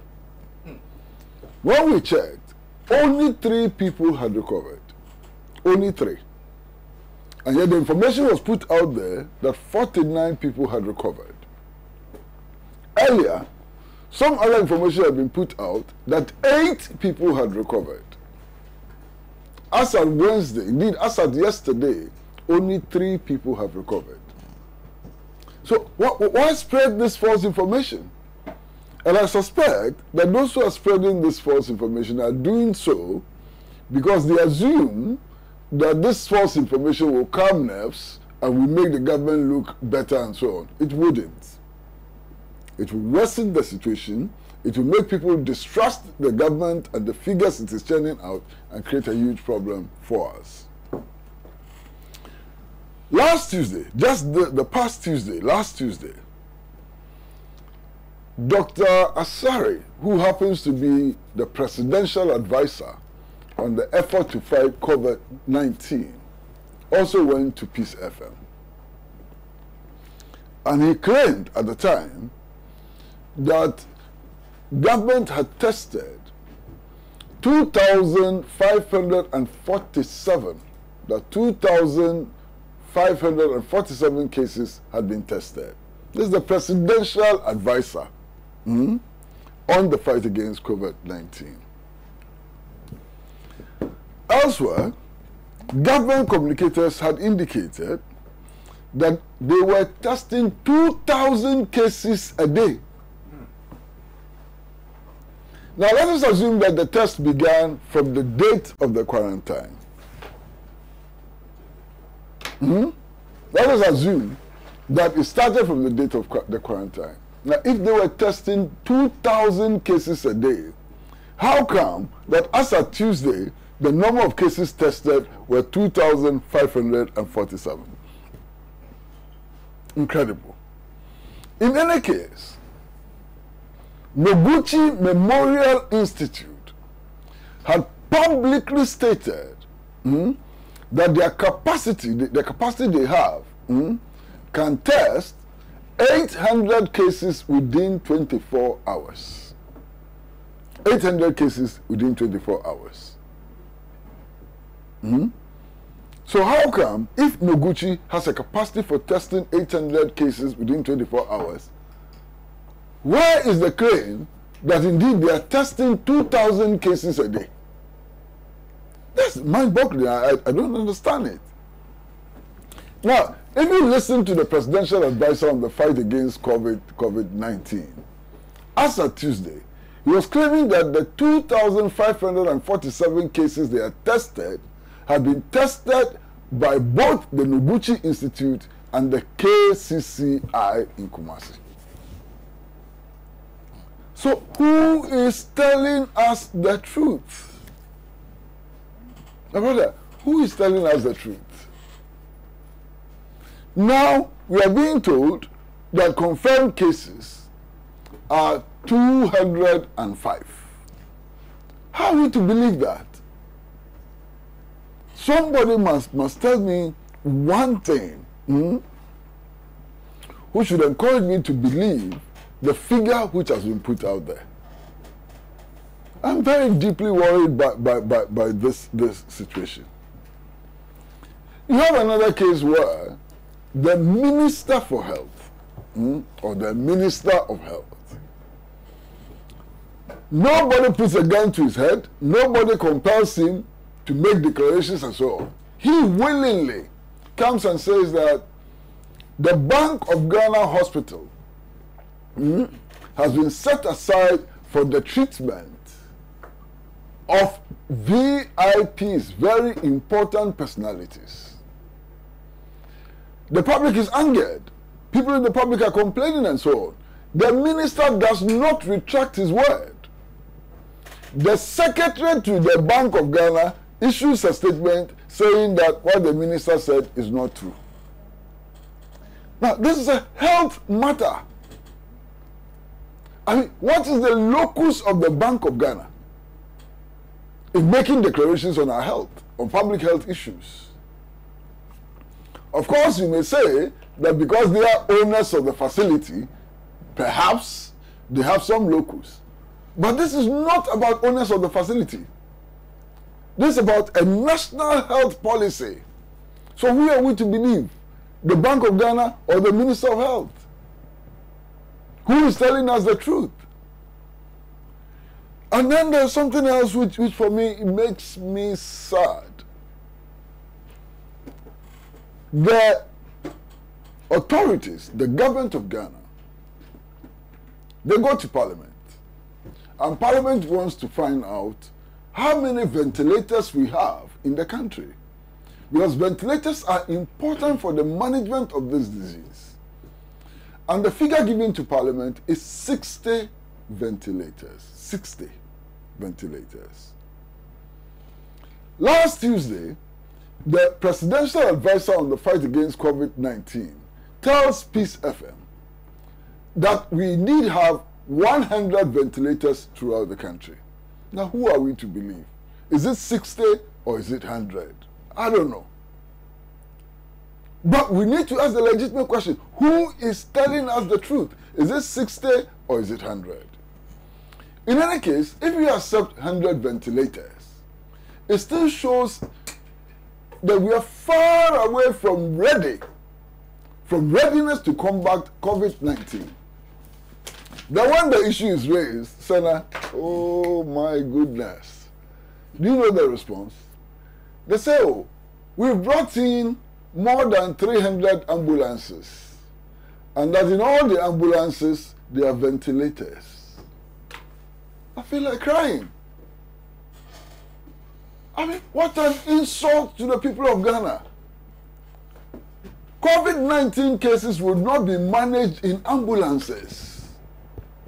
There is no possibility of managing COVID-19 cases in ambulances. So the ventilators you have in ambulances are useless when it comes to managing COVID-19 cases. You understand? If indeed there are ventilators in ambulances, those ventilators in ambulances are meant to be used by persons who have emergencies who are being transported to health centers. The management of the disease does not occur in ambulances. It occurs in health facilities.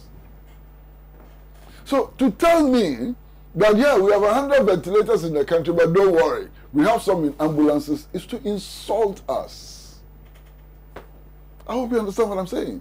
It's clearly to insult us. Then I raised the other issue about the Rich Hospital. And the Rich Hospital has been designated, unless that has changed, but it has been designated as the main center for the management of COVID-19 cases. Alright? As at Wednesday this week, the Rich Hospital had only 4 dedicated beds. 4. 1, 2, 3, 4. 4 dedicated beds. Beds, 4. For the management of COVID-19 cases. I'm saying, my goodness, what is happening? What is happening? Somebody should explain to me why there are only 4 dedicated beds in the Rich Hospital for the management of COVID-19 cases. Do you know the answer that sometimes you get? And you see, when they give the answers, they give these answers with straight faces. And it's worrying. Say, oh, we are not there yet. That the number of cases we have, 4 beds is okay. But who the hell says that we will remain at 205? Even if it is true that we need only 4 beds in this situation, who says that we'll remain here forever? Preparing to combat COVID-19, one of the ingredients is for us to look ahead, and plan for the future. You can't be planning based on today. You understand? And I get very deeply worried about all these stories which are being told and so on. One of the things which is exceedingly worrying for me is how the 38 or so Kayaye were treated. I mean, these were 38 women with their children, some with 2 children, some with 3 children, and so on, crammed into a cargo vehicle. And the cargo vehicle had been covered with a tarpaulin. So if there was an infection, it was going to spread so rapidly and it was going to affect everybody. They were escaping from the lockdown in Accra. State officials see them, okay, and say that this is not healthy. What is their solution? Their solution is to return this Kayaye back to Accra in the same cargo truck covered with the same tarpaulin. Oh. Master, so even the officials, they are not thinking anymore. They have stopped thinking. If the conditions in which they were traveling were such that the disease could be spread, what you do immediately is to change those conditions. But they were put in the same truck, covered with the same tarpaulin, driven by the same driver, cramped in the same way they were caught, and brought back to Accra. And then we are being told that we should be clapping for the vice president because he made a donation of 500 cedis each. Master, we should be clapping for the vice president because he made a donation. Now talk to those Kayaye. They're saying that they were leaving Accra because the conditions in Accra are unbearable for them. They have nowhere to sleep. So when they're locked down, where do they go? This is the same vice president who promised that by the end of their term, they will be building hostels for Kayaye. Where are the hostels? Where are those hostels for Kayaye? You know, Master, I don't want to be seen as somebody bashing government. I don't want. That's not what I'm doing. That is not my intention. Indeed, I'm one person who has commended the president for inviting all hands on deck. Because I believe that we are in a national emergency. And in a national emergency, you need to have all hands on deck. Now, what does it mean to have all hands on deck? If you're going to have all hands on deck, what it would mean is not that whatever the government does, we say yes, massa. We would not be having all hands on deck if we behave like that. If some things don't work, we should be able to say that, massa, this thing you are proposing would not work. That is the meaning of having all hands on deck. The meaning of having all hands on deck is to be able to challenge the things that you know would not work or the things that have not worked. You understand? Is to be able to bring out alternatives to enrich the proposals of government, to enrich the plans of government. Saying yes to everything the government does would not resolve the problems that confront our people, would not help us win the war over COVID-19. My worry is simply that we are not taking advantage of a peculiar situation. And what is that peculiar situation? This disease broke out sometime in November or December 2019. You understand? It has happened in many countries. It was reported in many countries before us. So we have had the benefit of the Chinese experience. We've had the benefit of the South Korean experience. We've had the benefit of the UK's experience. We've had the benefit of Japan's experience. We've had the benefit of the Italian experience. We've had the benefit of the Russian experience. We've had the benefit of the Iranian experience. So we are not expected to repeat the same mistakes that others did. Indeed, we should be wiser than them because we have information which they did not have at the onset of the outbreak. Unfortunately, we are repeating the same mistakes that other countries made, which has brought them to disaster and some to the brink of disaster. That's my worry. Italy. When Italy decided to do a lockdown, Italy decided to do a partial lockdown. Because, like the president of Ghana, the Italian authorities did not want to inconvenience people. They announced the lockdown ahead of time and so on. What happened? All these rich people who spend most of their time in airplanes, and those are the people who are getting the disease more than anybody else, then decided to travel to the countryside to escape the lockdown, travel to the countryside. In Italy, all these old people, retired old people and so on, they live in the countryside. So these people moved from the city centers, went to the countryside, to their weekend homes and so on, and infected the older population there. Look at the results in Italy. Is that not the same thing we have done here?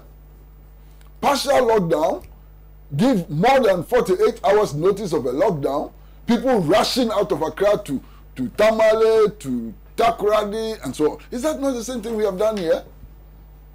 Why didn't we learn from the Italian experience? What's wrong with us? And then look at the United States of America. Same arguments as we are making here. Now, as for some people, their businesses will collapse if you lock down.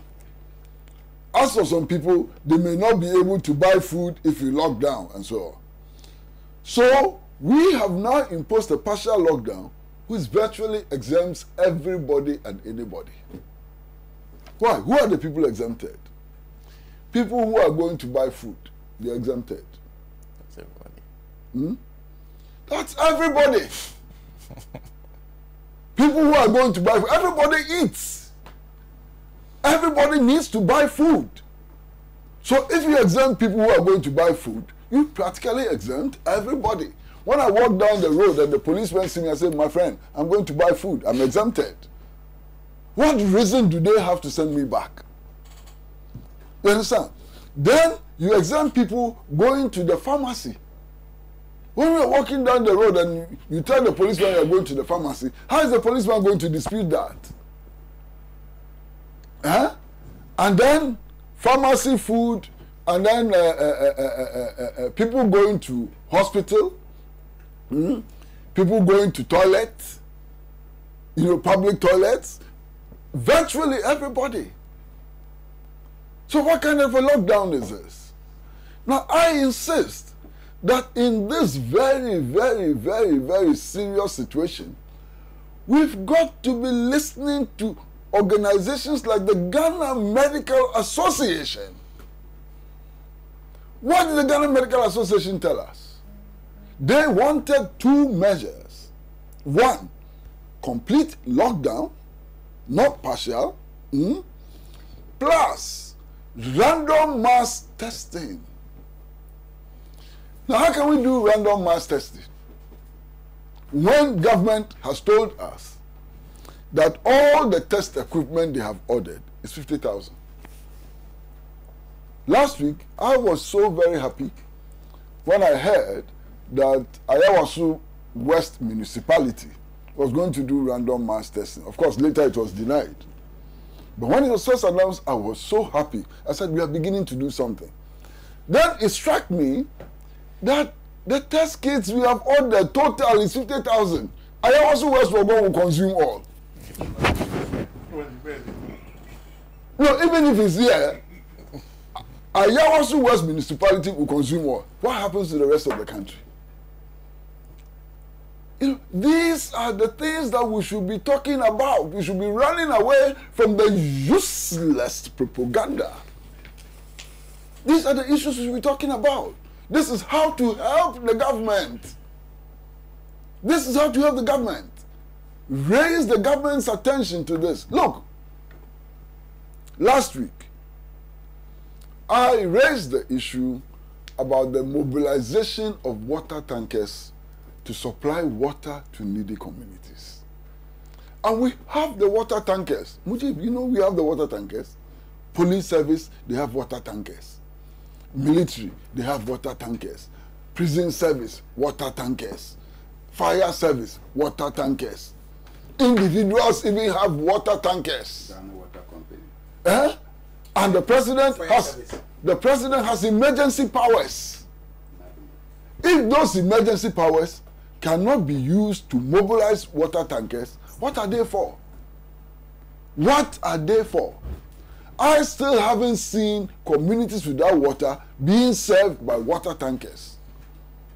And I raised this issue more than a week ago. And perhaps I'm not the only person raising this issue. Water tankers. Why didn't it strike the committee that communities without water can be provided with water just by mobilizing water tankers? This one too, it be difficult. So I can't understand what is happening. You see, a lot of people get the impression that there's some very serious action. It's very easy to get that impression. When you drive out of your house and you see soldiers and policemen wearing masks, carrying guns, erecting barriers, and there's not enough traffic on the road and so on, it gives you the illusion, and it's an illusion, that something very serious is happening.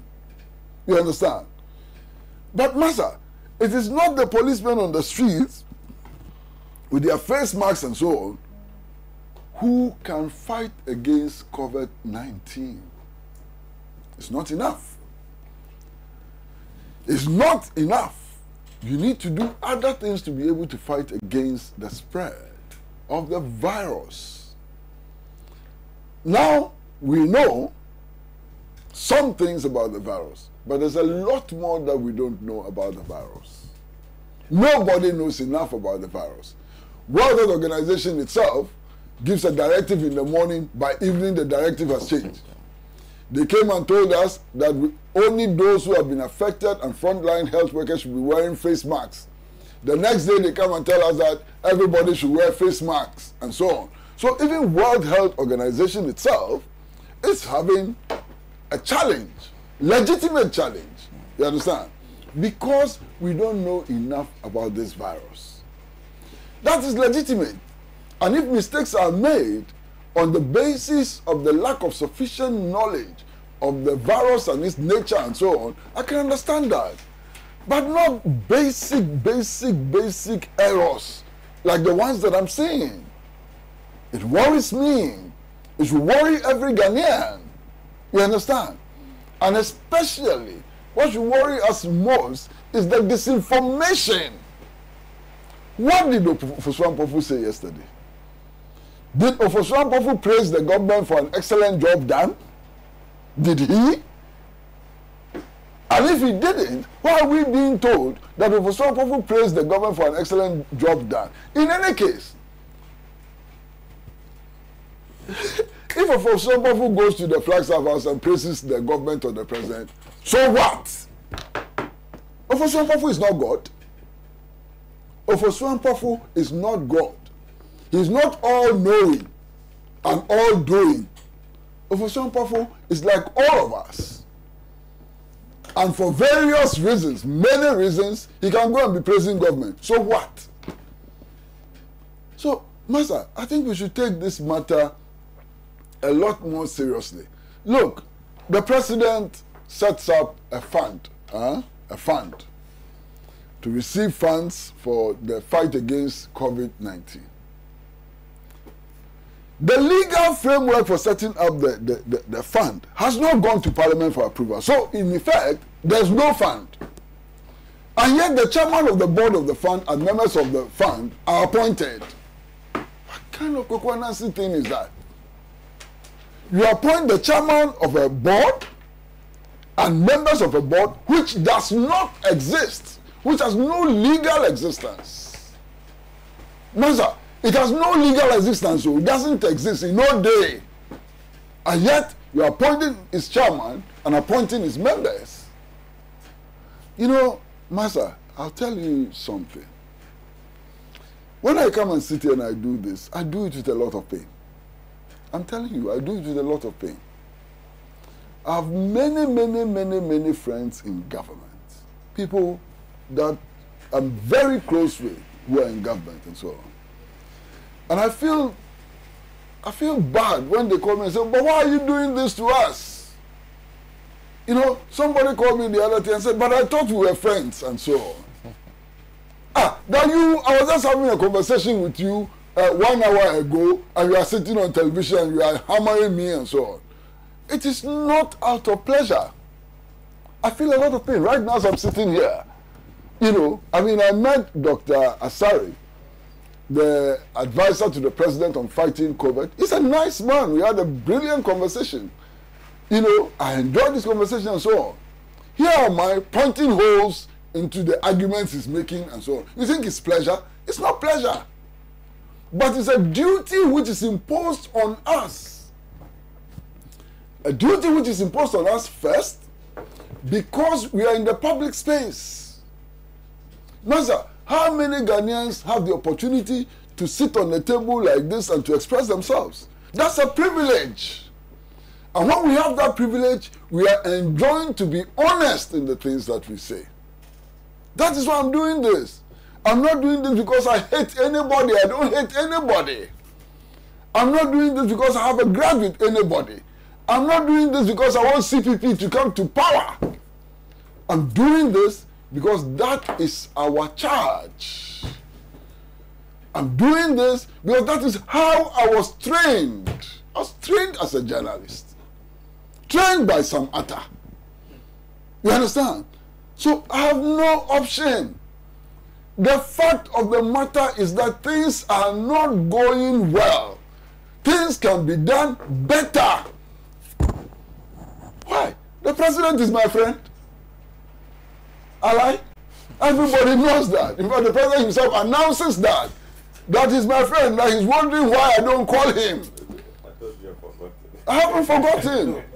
You understand? So I'm not here because I'm against the president or I want his government to collapse. I'm here because I want the proper things to be done. That we should win this war against COVID-19.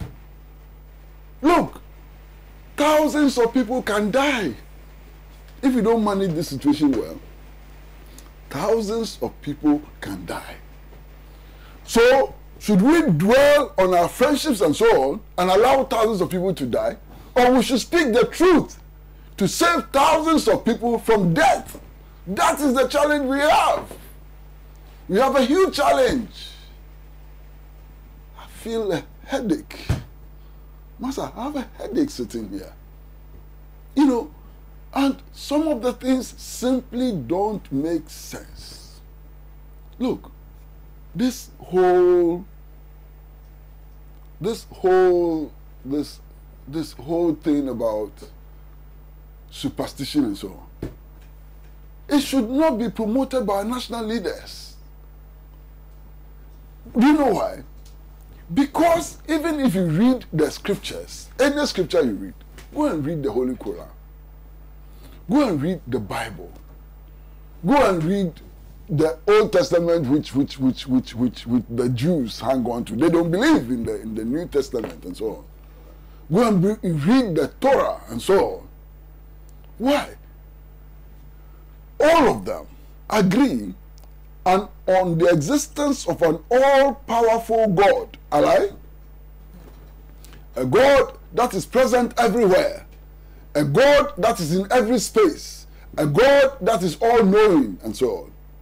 All of them agree also that God does not come down on earth and start injecting sick people with penicillin. God has never done that.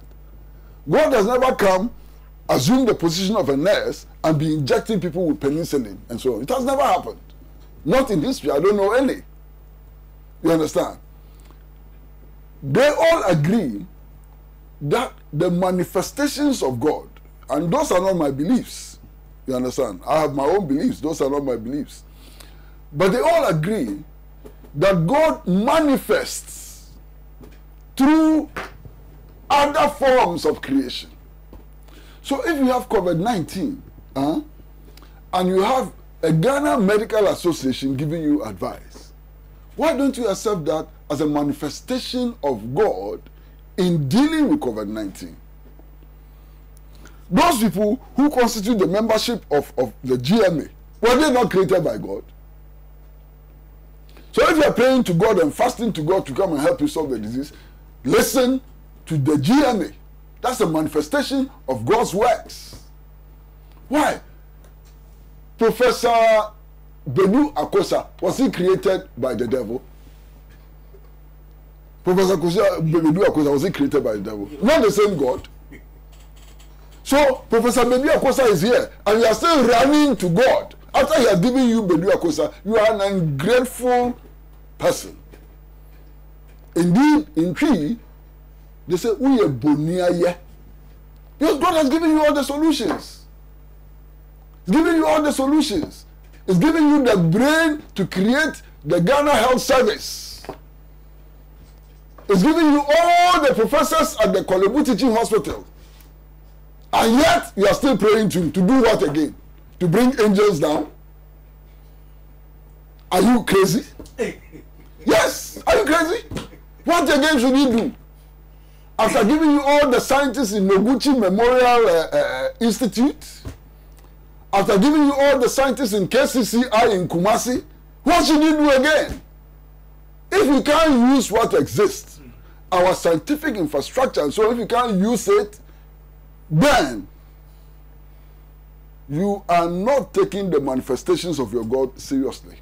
You are being ungrateful and so on. Based on your own philosophy, not my philosophy. What is this craziness? In any case, anytime our leaders have gathered and prayed, the harder they pray, the more the disease increases, and they are still not thinking. Check the figures. Has it been coming down?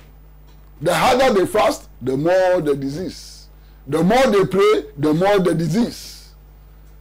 They are still not seeing the signs. My brother, there's a lot to be done. I don't know what is going to happen in this country next Monday. I have no idea what is going to happen in this country. I'm hearing some people who are closer to the authorities, indicating that the lockdown may be extended. The president indicated that yesterday. That the lockdown may be extended. If the lockdown is going to be extended, fair and well. We were advocates of a complete lockdown, so we cannot be against the extension of the lockdown. But the lockdown by itself is not sufficient to fight against COVID-19. There are things that we must do. We must imagine that we can reach the point where this disease gets out of hand.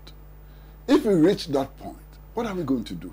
And I've already said, mobilize the facilities of the schools. You understand? The schools. Begin to think about the deployment of tents. The Hajj village, the tents in the Hajj village, they can be deployed and so on. You understand? All these movable toilets. There's so many movable toilets. All events organizers have movable toilets and so on. Mobilize them. You can mobilize. That is why the emergency law should have aimed at the mobilization of resources and so on. The Progressive People's Party, I've said this many times, I want to repeat it again. The Progressive People's Party has made a sensible suggestion. Water now is no longer a commodity which should be available only to those who can afford it. Water now must be socialized. Potable water must be socialized. People who do not pay their light bills don't go and cut off their water supply. Because water now is essential in the fight against COVID-19. Provide water to everybody. We must aim at providing water to everybody. And stop this whatever. And then people come and tell you that, elections will be postponed. Okay, postpone the elections. I don't know what the situation is going to be like in December. But if you're going to postpone the elections, begin to think about the consequences. First consequence. This government cannot stay in power beyond January 6, 2001. This government will have no mandate. It cannot stay in power. That's very clear. So if elections are going to be postponed, it means that this government is going out of office and we are going to get a new government by January 6, 2021. Now, how do you get that new government? It is obvious that the Speaker of Parliament cannot form an interim government. Because there will be no Speaker of Parliament on January 6, 2021. There will be no Speaker of Parliament. There will be no Parliament and therefore no Speaker. So the thing which is likely to happen is that the Chief Justice may assume power and form some skeletal government to conduct elections in 3 months. But even then, there's a problem. You know the problem? Because the constitutional instrument which will provide guidance for the elections will have to be laid before Parliament. And because there will be no Parliament, how does the EC lay a constitutional instrument for organizing the election? That's a constitutional crisis for us. You understand? So those who think that if there is no election, Nana Akufo-Addo will continue to be president are deceiving themselves. He will not continue to be president. It is not possible. The constitution does not allow it. You understand? But me, I'm even surprised that people have gone to December 7th. March 4. There are issues before us on March 4 we can't deal with, and we have run to December 7th. What is wrong with you? What's wrong with you? Let's deal with if we deal with the issues properly today, we will have elections on December 7th. If we fail to deal with the issues properly today, then we will not have elections on December 7th. So let us focus attention on dealing with today's issues well, so that we can have our elections on December 7th and will not run into a constitutional crisis. That's all. Thank you very much, Mr. Pratt. And, but let me also remind you that on this day in 1968, American civil rights activist and Nobel laureate Dr. Martin Luther King Jr. was assassinated in Memphis, Tennessee. So Martin Luther King Jr. died today in 1968. Well, we'll take a short break. We'll come back we'll discuss the rest of the issues.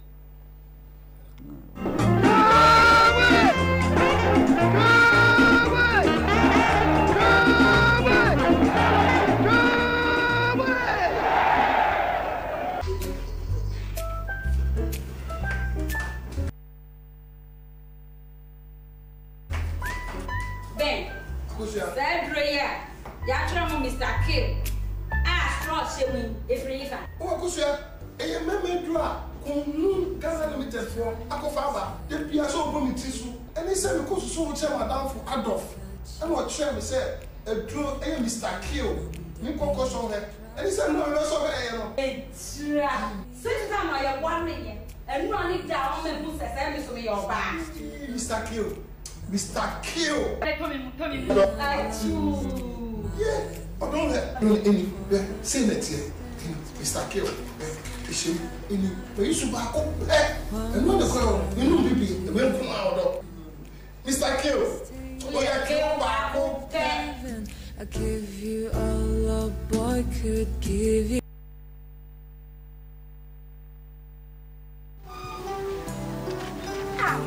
Hey, Bukuya. If you are the pressure to me, sister, what tongue come from? You said the people there, and I saw you. They said when you are Joe, what to how soon?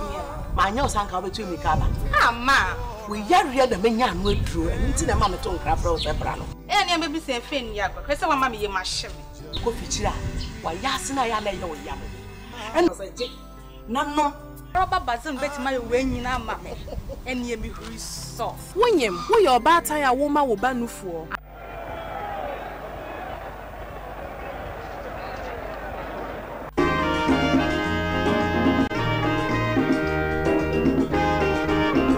Of course, welcome back to Alhaji and Alhaji. The matter of our talk shows here, we say it as a test, no matter who is involved, as a platform for discussing issues frankly. My name is Sena Nombo. I still have in the studio with them Mr. Kwesi Prajiniya, Ambassador Sam Piale, Mujib Rahman, and of course, Comrade Bernard Mona. Just a few messages, then I'll go to the next topic. This one is from Charles Cardinal Pokwasi, who says, Sena, economy like Togo is able to provide safety net for its citizens. Ghana is not doing lala sulala. From here, citizens, even though Akufo-Addo told us the money is here, where is the bumper harvest from the planting for food? This government is full of lies, and this COVID-19, okay, as I suppose the government. Okay, Mr. Micah Flu says, Sena, did you see that Mujib dodged the issue of President granting amnesty to radio stations? Well, Edie Gideon says that, Sena, the closure of Radio Gold, Munti FM, Radio SYZ has pushed away my interest to listen to radio ever since the malicious act taken by the NCA. Now, I do most of my listening on Facebook pages, so the call by the NDC to the president to grant amnesty, as is mandated by rule of law, it is a call in the right direction. Therefore, his reaction to the call was vague and miscarried. The talk is so loud for nothing. May Allah save Mother Ghana. Well, so two issues that we are putting together. The issue of the finance minister's address to Parliament and the Electoral Commission indicating that if we do not have a new register, there will be no elections on 7th December. Well, so those are the two issues we are putting together. Once again, let me start with Mr. Bernard Mona. Sena, I will want to talk about the ignorance of the leadership of our elections management body. And when you have an electoral commission occupied by persons whose knowledge of elections laws and related matters is so shallow, you will have the kind of pronouncements that they are making. And a gullible society will swallow hook, line, and sinker those pronouncements in the false belief that those will be true. This EC, as I've said on limitless occasions, has so far shown their gross misunderstanding of elections and election-related matters. Their projections, their timing, and even their communication is so porous and so warped I can go on a litany of issues that the Jean Mensah-led Electoral Commission has done, that if they just sat back and listened to some counseling, they will not lead us into the calamities that they are falling us into. See, this Electoral Commission was going to embark on limited registration. We advised the Electoral Commission, because they had come to say they were going to do the limited registration in their district offices, and they have 260 district offices.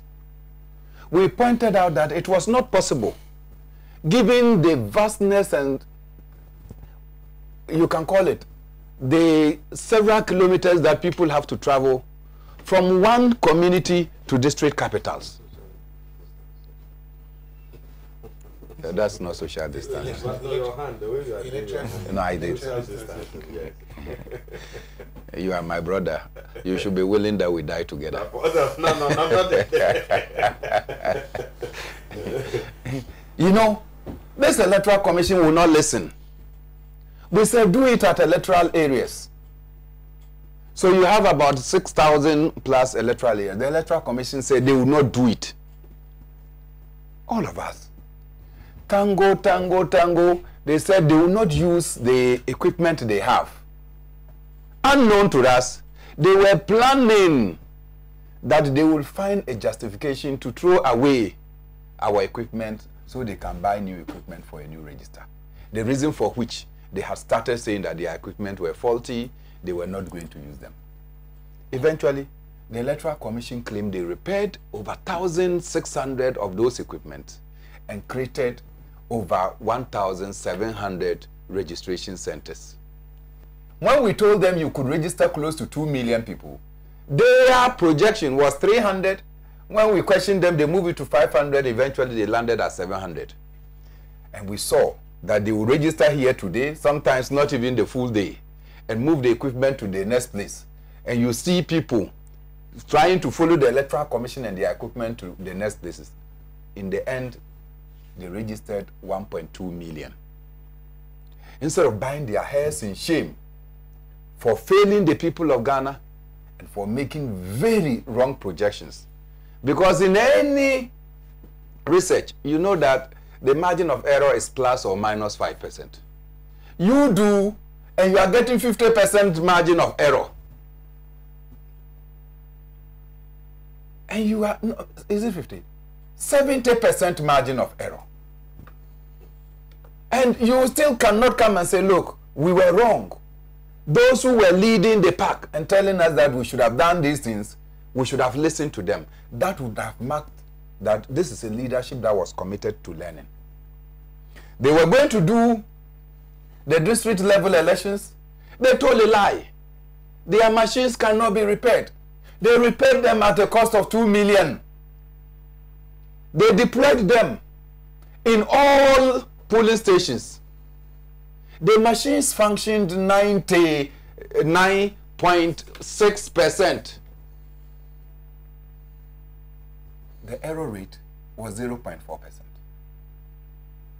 The machines that you said they could not be repaired, you repaired them, they functioned. We elected over 6,600 assemblymen and women, and we elected over 33,000 unit committee members with those equipment. All of a sudden, the Electoral Commission now launches full scale. They want to do a new voters register. When you ask the reasons, you can't add A to B to make sense. Our equipment are obsolete. We say if your equipment are obsolete, is your data too obsolete? The knowledge, the information you have gathered, is that also obsolete? Because the thumb prints that you have gathered, over 17 million thumb prints that you have gathered, is that one too obsolete? No. You say you cannot migrate them. We are telling you that we have people who can help you to migrate them. You say no. Now the Electoral Commission comes to give us dates that they are going to use to embark on a new register. When we looked at it, it was not just the political parties. Civil society organizations, including CDD, and I have singled out CDD, IDEC, Imani, ASEPA, about 47 civil society organizations, look, gathered and said that everything you are saying, we are also into IT. What you are saying is not possible. You can't meet the deadlines. The EC stands there and say, Chinchinai, we'll rest, we'll get it done. Because money is inside for them to share. And so we told them, your equipment procurement alone, you can't go through the procurement processes before the 18th of April 2020. EC put 18th of April as the starting date for the registration. When they realized that it was not coming, they quickly went and refurbished the equipment again. And we are aware. The old equipment that they said are not useful, they went and refurbished them in the hope that they could start using them until their new equipment come. Then all of a sudden, almighty COVID-19 drops in. There is a lockdown. The Electoral Commission hides behind COVID-19 and invites you, the media, telling you that they will not start the registration on the 18th as planned. They will announce a new date. And typical of our Ghanaian media now, no questions were asked. You got up, and the news everywhere is that EC has suspended its intended registration until further notice because of COVID-19. If the equipments are in, by now, the EC should have done test trial of the equipment. How difficult is it for you to ask the EC that the equipment that you have procured to start the new registration, can we see them and let's see the features that you said you were going to bring? So you capture for all of us to see that at least the EC equipment has arrived. Zero. Equipment no arrive.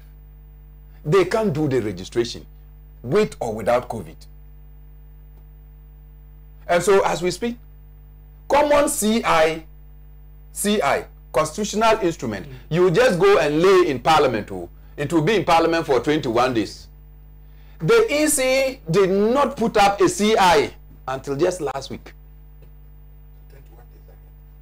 And so if you started counting, that 21 days will not have arrived. In fact, it will have elapsed or exceeded the 18th of April.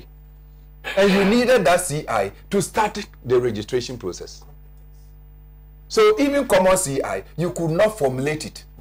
Now, in your haste when you realize that no, you have not even done a CI for the elections, you rushed a shoddy and an ill-prepared CI into Parliament. Your attention was drawn to it around 4 p.m. that it was not properly done. They withdrew the CI, and last week Friday, they took the CI, and 9 p.m. they took the CI back to Parliament to go and lay it, only to realize on Monday that that CI was even worse than the one they have submitted. So in less than 1 week, you have to substitute the CI. You have to replace your own. You are bringing the thing that will guide your elections. You had to change until last Tuesday, when eventually they brought one. And I'm sure Parliament is even yet to study whether there are errors in it or not.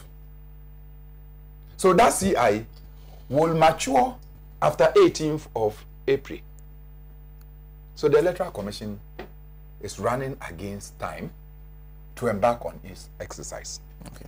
Now we have a voters register. If Dr. Sribo comes to say that if they don't do a new register, there will not be elections in this country, it's a mark of the ignorance that he's displaying. What are they going to do? That the Electoral Commission owns Ghana and that they employed Ghana, or that they have been assigned duties and to perform according to law. If you go to Article 66 of the Constitution, it's evident that we have a 4-year mandate The president of Ghana is sworn in on the 7th of January. And so, 4 years, 6th of January, the mandate of the president expires. 7th of January 2020, you are no more president because your mandate has elapsed. The Parliament of Ghana is sworn in ahead of the president. And so the Parliament of Ghana is dissolved. So there will not be a parliament. I think this is the 8th parliament that we're having. So the parliament that will take place will be the 9th parliament. And that parliament will have to witness the swearing in of the president. There will not be parliament. And parliament must be there in order to constitute or elect their own speaker. So there will not be parliament too. So as Kwesi Pratt said, there's no president. So the vice president cannot take the place of the president. You understand? So, because we say that when the constitution, the president is not there, the vice president takes over. Once the president ceases to be president, the vice president also ceases to be vice president.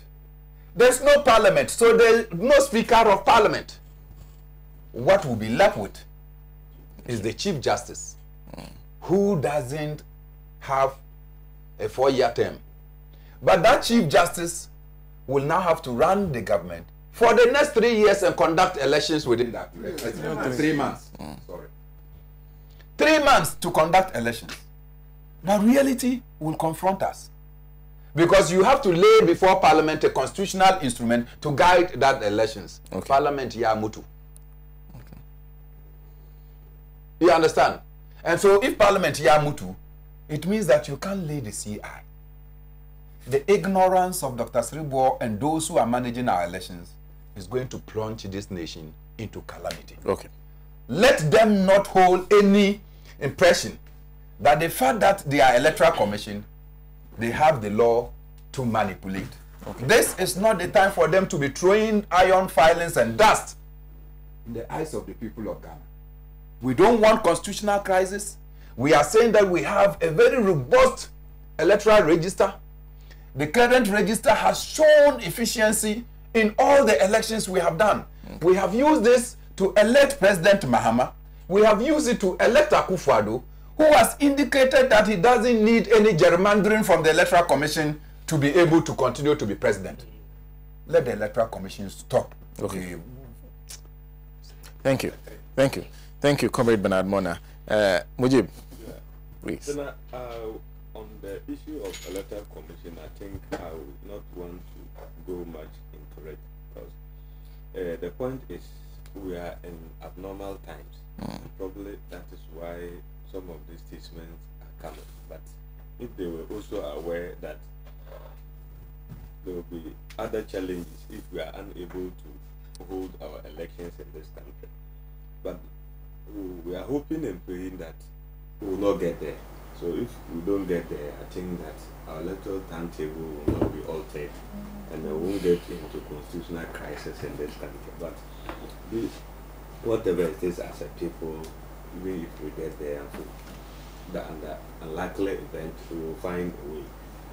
But I think chairman, is a chairman of a political party, is aware of, has been through IPAC meeting and very deep in electoral matters of the Electoral Commission.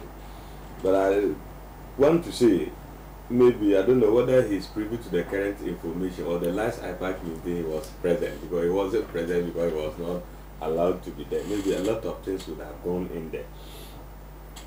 But my focus should still be on all these statements are coming because of our current situation we found ourselves. So even all the activities of the Electoral Commission, especially their intended restoration and others, has to be put on hold because of what we are experiencing in this country. So, and let's keep praying. If maybe we are able to contain the situation and bring things down, the Electoral Commission will go back and start their activities. But Sena, I sincerely want to talk on the informations like the Minister of Information is putting out there, and government. And then Uncle disagree with some of the informations, and I don't want to say anything, but like I don't know the sources it's coming from. But when it comes to the actual number of deaths, with the inconsistencies. actual number of deaths and all those, I think the Ministry of Health has their website that they put it out there. When you go there, all the informations you need about COVID-19 is there. Yeah. And the Ministry of Information, you know, they're in collaboration. The Ministry of Information also has their website. And intermittently, the reason is the Ministry of Information hold press conferences and bring all the experts and the agencies that are involved to brief the country where we are at any point in time. And that is where you journalists, when you are there, you have the opportunity to ask questions. I think somebody asked the question, if we look at what other countries are doing, when they give you the confirmed cases, the number of deaths, and the number of people recovered. These are the three. But when you look at the Ghana one, it's more. So somebody asked question, want to know, why are we not following the standard? What others are doing? So the Minister of Information explained further why in our case we have people recovered, or people who are recovering, or who are in a very better situation. So that is where the people don't understand. Maybe if people who are fully recovered are three, but these people are also being treated, and they are, to the extent that they have discharged to be in the house, and they will still be monitored, but are not fully recovered. I hope you are getting that. But when those things are there, people who want to jump, put them out there and give a false impression. But when you, so now the next time you have the opportunity, you can ask the Minister of Information, and I believe you'll get more clarification. But in all this, I think on the spreadsheet, the total number of test cases are not part of the spreadsheet. So I even want more information from the Ministry of Information through this organization to get the total number of test cases so far. And they can let us have the information. Other than people can have their own way of getting information, and when they argue it on, people can disagree with that. But when it is coming from a source that we all rely through the Ministry of Information or the Ministry of Health, that one, it will be difficult for others to disagree. But the reality on the matter too is that, you know, people have to rely on advice, because if you listen to the president yesterday, it is the experts, but they are political leaders, and the political leaders are the managers of the economy and the country. But you have to listen to the experts and implement what they have also advised. But where, not that they will always get it right at any point in time, but in discussion, say, okay, this is what you want to have. We also felt this way. So together, we can all achieve what we are intending to achieve. That is by reducing the spread and containing the situation. So, but I think that it is not in anybody's interest to be putting out inaccurate information. But I will also emphasize, much as I don't want to disagree entirely with Uncle, but there should be more cohesion between government agencies. Because when the information is coming, it should be coming from the one source, and we'll be consuming that and know it is coming from Minister of Information. But when Minister of Information is giving information, and then this person or is also giving out information, then you bombard the people with information, then the people become confused as to which one to believe that that is the truth. We don't do this, but permit me. When there is a Minister for Health who goes to a press conference organized by the Ministry of Information and finish his delivery, he's supposed to be the one in charge. Of course. And then when he finishes, the Minister for Information will now have to come and say that what the Minister for Health said has misspoken. You say that we should listen to who? Thank you. Thank you. So, that is enough to that. But on the issue of the electoral commission,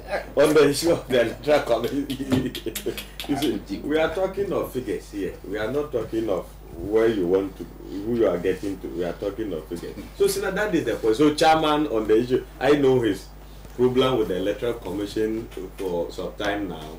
So, and unfortunately, he was not part of the last IPAC meeting. So, probably will not be briefed or aware of the new development or what has informed the decision of the electoral commission where we are now. So I think they are also taking the decision based on the situation. So let's pray if things are normalized, everything will fall in shape. But if with the abnormal circumstances, it means abnormal measures have to be taken because we are human beings. We have to move on. Okay. So we don't pray. I don't pray that we will get to the situation that we'll be talking of getting into the constitutional crisis. My uncle has just referred me to the article of removal of the president, what is being stated there, and that is clear. So after the 4-year mandate, you are no president. So other things have to be done to make sure, and there must always be a leader to steer the affairs of this country. So the power vacuum must be filled. Thank so. you. Thank you. Teofile Akolo is saying the president just gagged Radio Gold and his listeners to avoid Ghanaians from seeing and hearing the truth. Ambassador. Yeah.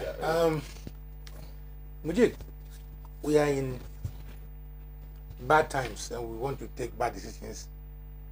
Is that what you are saying? No, not bad. You say what? No, we are not in normal times. Oh, wait. No, but in reality, if not because of the electoral commission would have been going ahead. Wait a minute. We are not. Oh, that one. That is not the question. But don't spend my time. Please, let him go because I'm running out of time here. We are in abnormal times. But why have they suspended? You let him. We are in abnormal times, but that doesn't mean that we should take we should not take mad decisions. That decision of the person who's Dr. Sebo is a mad one. That announcement is a mad announcement because it doesn't take account of the constitutional arrangement that we have in this country. The fact that we are in abnormal times, that doesn't mean that we should take mad decisions. And I want to put that Dr. Sebo's suggestion was a mad decision. Now, I don't want to talk about the electoral commission because it has come very clear that they didn't have any plan apart from going on a misguided tour of what they think their role is.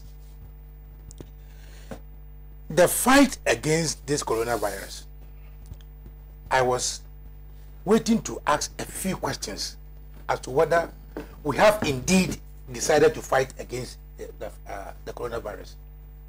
And this morning I've shown to you that apart from talking, we are not doing anything. Sena, the finance minister went to parliament and got approval for $35 million. And I want to break down the $35 million to see whether we are indeed fighting the coronavirus. We went there, saw the money, because we were thinking that there are some vulnerable persons who must be taken care of. Not so. Our industrial players who are going to be suffering should also be catered for. Listen, only 700,000 out of the 35 million, only $35 million is going to the families. And as to how we are going to identify the families is also another matter. Only 700,000. So for those people, while we went for the loan, only 700,000 is going to them. And look at this. We are $3,400,000. $3,400,000 for policy development. Policy development. Policy development. $3.4 million. Those who are going to suffer during this time, it is 700,000. For policy development, consultants to come in the community, 3.4 million. You see how the pyramid has been turned upside down. Then we are going to spend 400 million in community engagement. What kind of engagement are this? What? Public education. Bringing in the chiefs. So we are going to what syllabus are we going to do for the community engagement? The same World Health Organization protocol. Oh, we did. Yeah, but and we are spending that 400 million, 3.7 for community engagement, 7.4, then 4.2 for monitoring and evaluation. Then we are spending 4.5 contact tracing, and then 12 million for leasing and renting. For the questions are this. So in this country, We have run the Ministry of Health since Kogisbeck time. Don't you have an emergency plan? If not, if we don't have an emergency plan, what plan did Mahama use to fight the Ebola? Then we have to spend $3.4 million to develop a policy. You will find from the expenditure that no mention was made for the procurement of PPEs. You will find from the expenditure that no mention was made for the procurement of PPEs. Sena, just going to talk to the people will let them be aware that we can contain this. It's just containment. But Kwesi just do that. We can go beyond the containment. When there's an outbreak, what do we do? When there's an outbreak and people are rushed to the hospitals, the doctors that are going to take care of them, are they not going to be protected? They have to be. That one we have not provided for. So we are proud to send soldiers and policemen with canes and guns. And you see the policemen and soldiers themselves, even without face mask. Another expenditure is that we are going to spend 12.7 on renting hotels. So the money we are using for renting hotels is far more than the money that you go to the vulnerable. That's why I asked the question whether we are ready to fight the coronavirus. And mathematically, we are not. We are not. It is not. I want to contend that the information upon Nkrumah is given is quite good. Okay, fine. But even without the contradictions, the regular announcement of how many people have got the disease, what would that do to you? What would that do to you? 24 people have got the virus in Accra, so what do I do? Instead of saying that, no, we have secured $35 million, dollars. We have procured hand sanitizers and nose masks for distribution.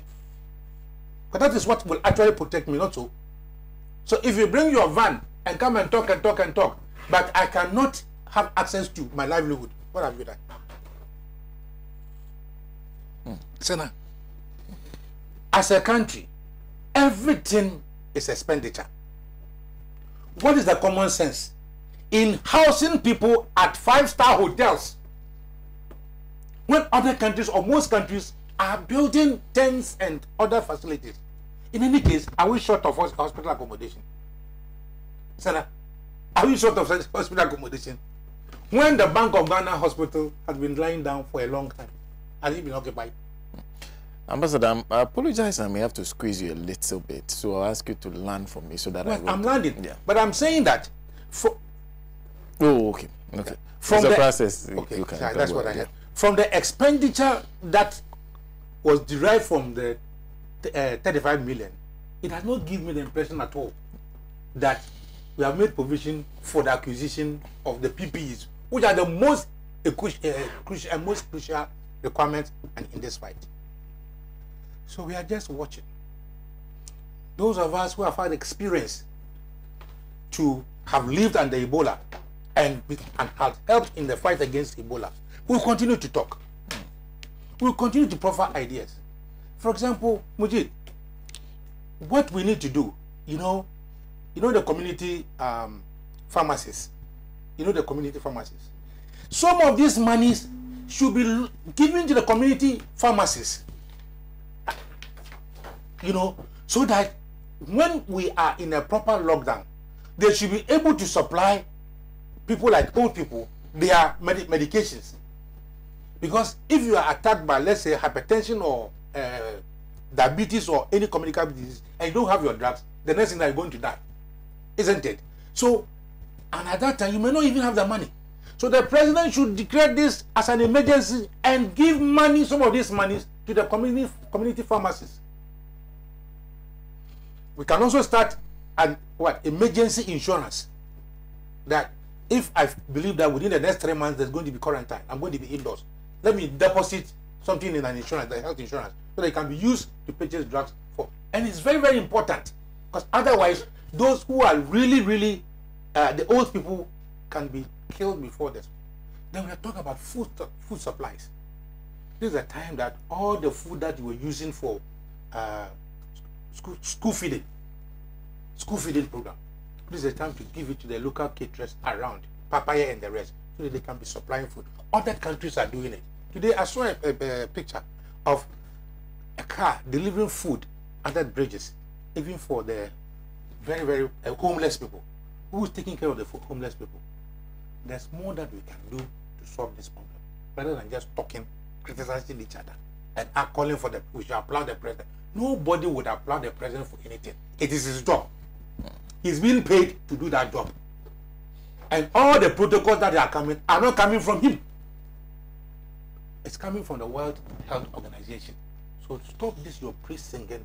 Let us get real with the problems, understand it, stop giving us false information, and let's get critical and solve the problem. Okay. Thank you very much. Yeah. Thank you very much. And someone in Tamale is saying, please, Tamale is in danger. The foreigners who came in stayed in Tamale for 3 good days. One has even escaped. I was just drawing attention to that. 1 minute. I told you that they stopped their vehicle from proceeding. And for 3 days, their vehicle was locked in Tamale. So all that while, did they come into contact with anybody? 1 minute. Yeah. No, Sena, just to add up to like... and the people that they have put at the hotels, are there other residents there? Agencies are not also sitting down because they know the danger that these health workers and the security men who are on the street enforcing the restrictions. Maslow donated plenty hand sanitizers to the Ministry of Information. Government agency. Okay. But that is government agency. That's government. You can talk about Ghana government. You can talk about those ones. There are many more agencies that are contributing. What I expect upon Nkrumah to be doing is giving us weekly account of how those monies are being used. Weekly.